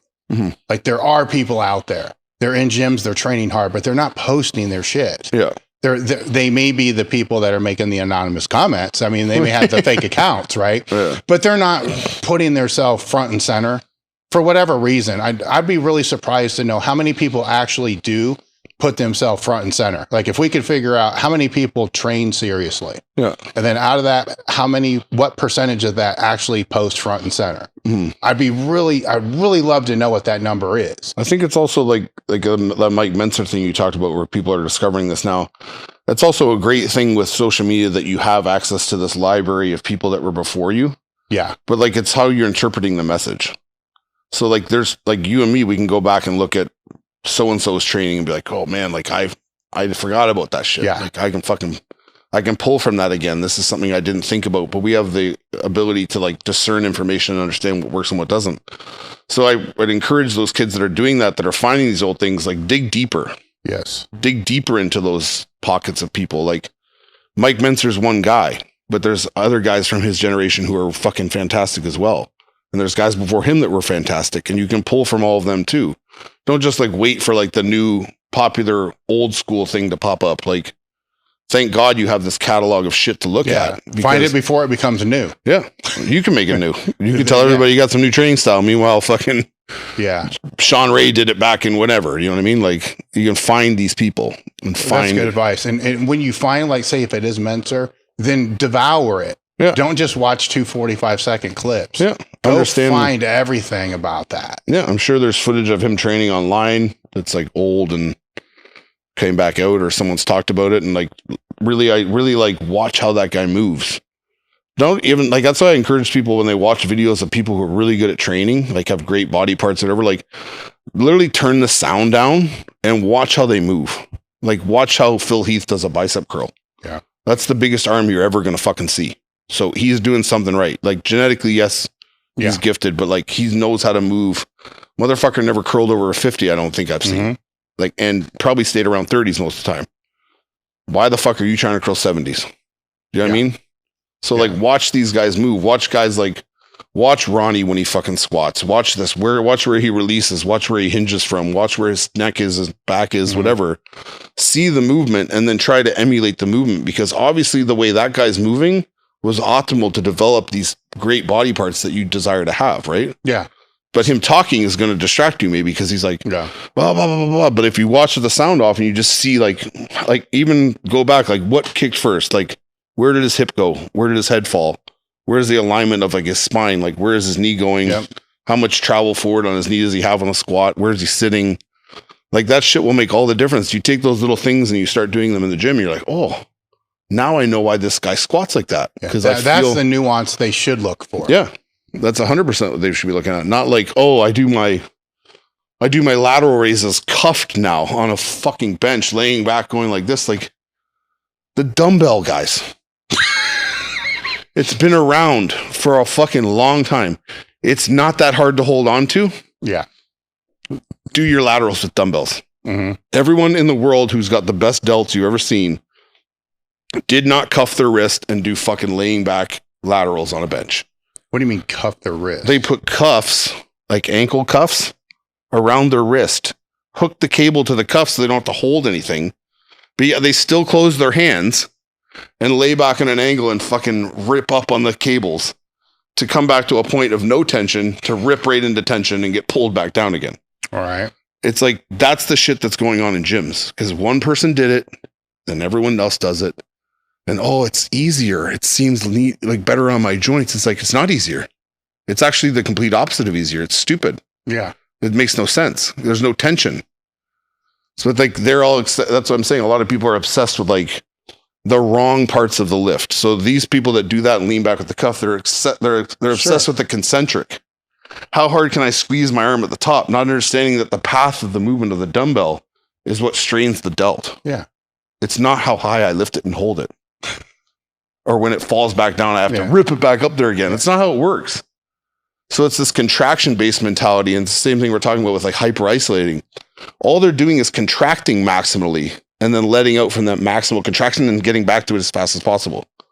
But everything that happens on the let out and the back in is all we need, right? Yeah. We need the muscle to move, to work it. And to feel it. Yeah. If it doesn't open, if it doesn't move, how do you contract it? You're just holding that static state and then going, and holding into it again. It's like me doing a bicep curl and I just go like this. Oh, people do that too. Yeah, but it's like, it's stupid. Oh, it is. It is. It's just like, and there's no other way to put that. And you can call people whatever you want to call them, mean or whatever. Like, stupid is a word that's used to describe something that doesn't make sense or is like moronic. And like, it doesn't make sense. It's dumb. It would be dumb to do. It's going to hurt you, obviously, sometime. But it's like, guys, there's so many basic ways to do movements. Just do them and do them well. Stop trying to find like ways around it. Do you know what I mean? I'm still trying to figure out, because they got these cuffs on their hands, right? So you cuff the first cable, right? How the It's a fucking acrobatic move. I'll tell you. So they need their training partner to cuff their other fucking hand? Or they need to like how this hand's cuffed and then they grab the other cable and like, and they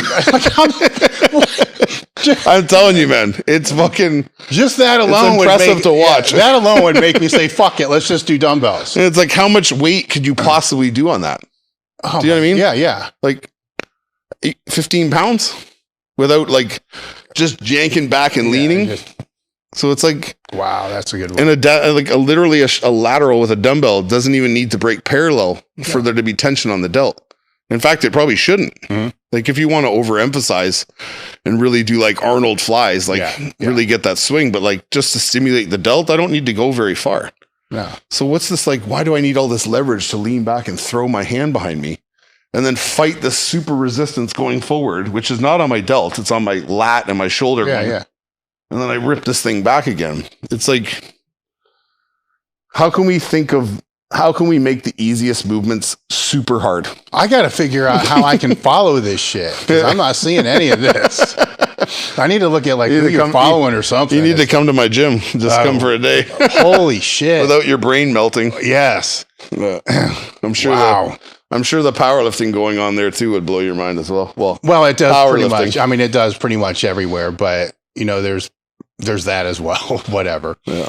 I've kind of learned how to not give a fuck about a lot of it unless they ask. Yeah. You know, so it's a blessing and a curse for me because I'm in a gym all day training people, so I'm aware of everything. I see my surroundings, so it's like, what the fuck's happening? Like I'll say it out loud when I'm not even meaning to. Like, what the fuck is that guy doing? Like, right, it's gonna break his back. Well, sometimes you can't unsee it for one thing. There's that. That's why if I trained in a gym alone, like these guys have their own gyms or whatever, I'd just be like, everything seems cool in this world. Like, I don't know how much to talk about, but then I go to a commercial gym, I'm like, well, I'll be honest, that's probably where my bias and ignorance comes from. And you see world-class people coming here. Yes, who do things really well, and you're like, things are going well. Yeah, and it's very rare that I venture out into any other. But take a like drive into Columbus and go to like Lifetime Fitness. You'd be like, what's happening in here? No. It'd be one of those horror movies where you're just like, flashing the scenes of people. Yeah, when I'm out of town and I'll go into a gym, I see a little bit of it there, but what I'm more amazed with than anything else is just the tripods. Yeah. You know, that more amazing. I think gyms need to ban them. I think there's a gym and like, you don't need to ban people filming. That's not what I'm saying. But like this tripod shit is like this case is magnetic. Yeah. You can stick it to a pole and I can film. So there's ways of being less intrusive and doing what you want to do still, right? Mm-hmm. But this whole idea of like bringing a literal tripod, like I'm talking one of these heavy duty ones, like you're begging for people to fucking hate you because it's ridiculous. It's like walking around with a roller bag instead of a backpack to go to the gym. Like, what much stuff do you have in there? Yeah. You know what I mean? Like, and it's like, you can't not be in the way if you have a tripod and you're setting it up in the middle of the gym, especially at like a cable station. And you have a tripod set up, like people are like moving around this thing. Like you're an ignorant person for doing that. That's an ignorant thing to do. Like just stick your shit or put your water bottle down, prop it up. You know what I mean? Like we don't need these angles. This isn't cinematic for us, right? Like it's wild, man. Any other things that you wanted to talk about I didn't bring up? No. Replacement. Oh, here was one. With because we've already kind of established that we're fucking both old and beat up, right?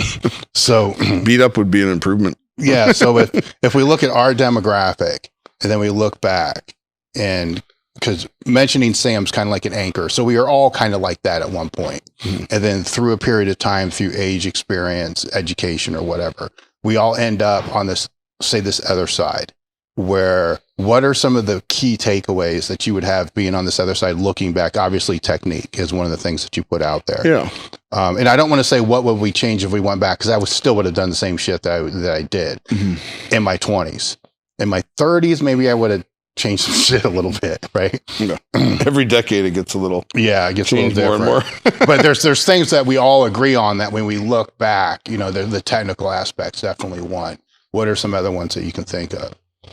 And do you think it was education, age, or you think it was education or experience that taught us that? I think and it's like kind of goes for everything in life, like sports or just life in general, just like slow down and stop being in such a rush to like grow and like hit these weights and hit these numbers. Like this is all going to come with time, right? So it's not like you hitting it by a certain age or like being in such a rush. Like if you equate it to powerlifting, like I got to squat 800. Yeah.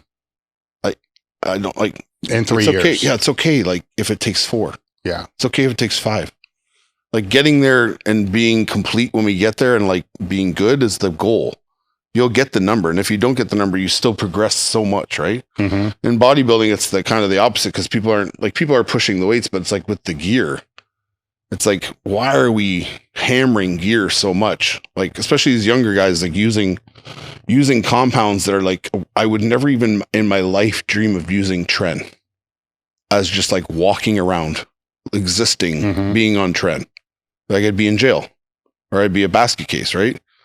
So just like this like goal of like, I want to be 280 shredded and doing whatever it takes to be there, and not understanding like it can take longer and you'll still be good. Like we don't need to push and like really fuck yourself up. Like enjoy the process and enjoy the journey, get to 260, 250, whatever the fuck it is, and just be smart about it and just stop being in such a rush, thinking that your time is so finite. Because you thinking that your time is so finite, it will become finite. Like you will not progress past a certain point, or something bad's going to happen. Like an injury or a health setback, because you've mentally told yourself, I only have this time frame to do this, so therefore that's what I have. It's like you have your whole life and the whole history ahead of you training to reach what you want to reach. You don't be in a rush to get there and sacrifice that. Do you know what I mean? So, I totally get it. Yeah. So it's hard. Like you even said, like if we said that to someone sitting here right now, they'd be like, fuck off, dude. I'm going to do 800 in 3 years. Not 5. Yeah. And I kind of, I get it, but yeah, because the motivation has to be there. You have to have that drive. You have to have that hunger. But it's like, if you kind of step back and be like, okay, like especially when you're reaching not even roadblocks, like sticking points where it's like, I'm having this like pushback with my body where it's like, whoa, like, yeah, but something's happened. They're skipping things, like because I definitely had an all-in mentality. I'll never not say that, you know, to the point it was not good. But I wasn't, if I was like a 600 pound or 500 pound squatter, I wasn't thinking I want to squat 800. Yeah. It was, I have to do 550. Yeah.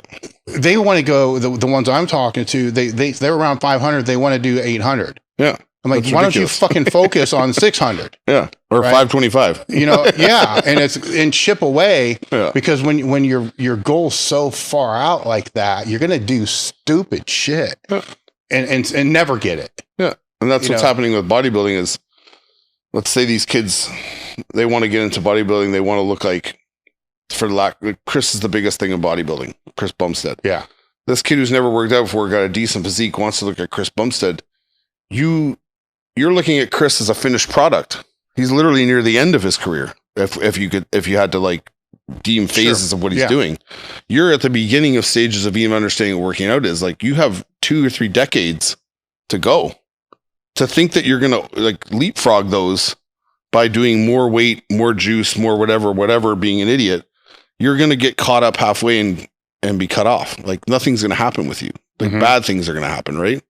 So it's like, just take your time. That's what I mean. Just like have these goals in mind, these grand dreams, like, but understand it takes like little steps along the way to get there, and be just as happy about attaining those, because they add up and lead to where you want to be. Right. Well, I think there's validation in this too, because how many pro bodybuilders got there like that?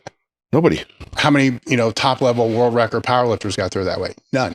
Exactly. Right. So this person thinks they're going to be the outlier. And odds are they're like so far from a physical specimen, it's not even funny, which is you're nowhere near. Yeah. You don't even have the ability to do that in you.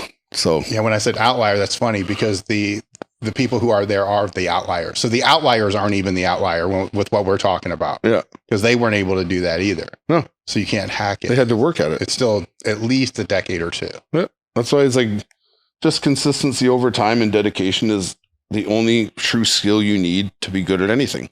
You have to be willing to put in the time. You have to be patient and like be willing to suffer through like the monotony and the drudgery of getting to eventually where this person is. You have to fight through all that shit too. Yeah. They had to fight and struggle and like want to quit, not care anymore, come back to it. Like it's not just a smooth road. Like, oh, I just grew into fucking Jay Cutler. The last 2 years, I just decided to do it. It's like, that's a good point though. Cause even the ones that it came easier to still had those same thoughts and frustrations. Yeah. It's just, you're seeing the finished product in this day and age where everything is instant gratification. Like everything we do, like kids, like they want something to get it right away. They want to see this, they get it right away. Like, so they just assume everything that they want is easily attained just by deciding they want it. But life isn't like that. Yeah. It's not. Like, I want to be able to fucking squat 4 plates on my back again and go down to the floor. I'm not going to be able to do that, but I'm okay with it. It's like, I have a fake hip. Like, yeah. I just don't want to do that. You know what I mean? But these kids would just completely ignore that and be like, no, dude, no, regardless. Like, I'm capable of anything. It's like, sometimes you're not. And that's okay. You might be good at other shit. Yeah. Yes. Yeah. That's probably a good note to end on. Any final thoughts?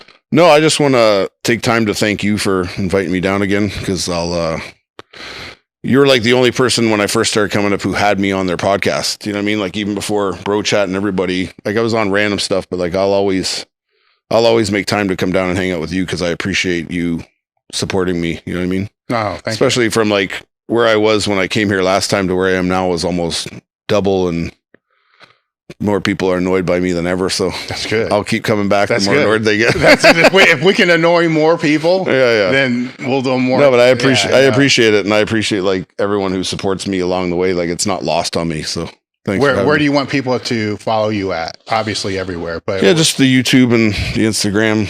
It's easy to find me. Just type in Mike Van Wyck. I'll pop up. We got the links in the description too. So thank you for coming out. I appreciate it, man. Guys, we're done.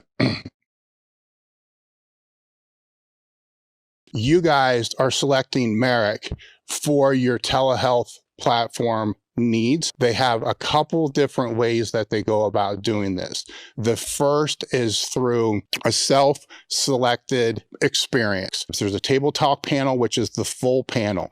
That would be the panel that I personally get twice a year. That's checking everything. You name it, it's all there. The other panel is a checkup panel with a guided optimization. You're connected with a patient care coordinator, and the patient care coordinator will meet with you to determine what your needs are. Thing to be able to help optimize your health or mitigate without judgment. So the discount code again is Table Talk Merrick Health for all your hormone optimization and performance needs. This is Dave Tate from EliteFTS. Last year, we partnered with Ken Kanakin to co-host the Swiss Symposium. It's built on hypertrophy and sport medicine for strength athletes and practitioners to come together in one place, which will be the Columbus Hilton at Easton. You are going to learn how to level up your training based upon the success and failures of others. You have to stay on top of your game if you want to be able to make the success and move forward at the pace that you want. Just to name a few of the presenters that will be presenting, we're going to have Matt Winning, Brian Carroll, Eric Serrano, Jim Wendler. That's just a few. These experts will be presenting on low back injury and prevention, exercise selection, as well as a business, steroid recovery, and restoration panel. If you want to network with one of the experts that we have presenting, we're going to have people there to be able to help you do that. To register for the Swiss Symposium, go to the EliteFTS.com website, look for the banner on the homepage, click that, we'll see you there. One of the ways that you can support the podcast is by purchasing or picking up our limited edition apparel. The shirt that I have on right now is one of the only shirts that we've brought back for a second time. Normally we'll never do that, but the only reason we brought this one back for a second time is it sold out within 6 hours. So we brought this one back. We also got a second one that we just dropped. It's our, I guess, just Halloween edition shirt. Go to EliteFTS.com or go to the link in the description. This really does help us out because this directly supports the Table Talk podcast. Thank you guys. Enjoy the show.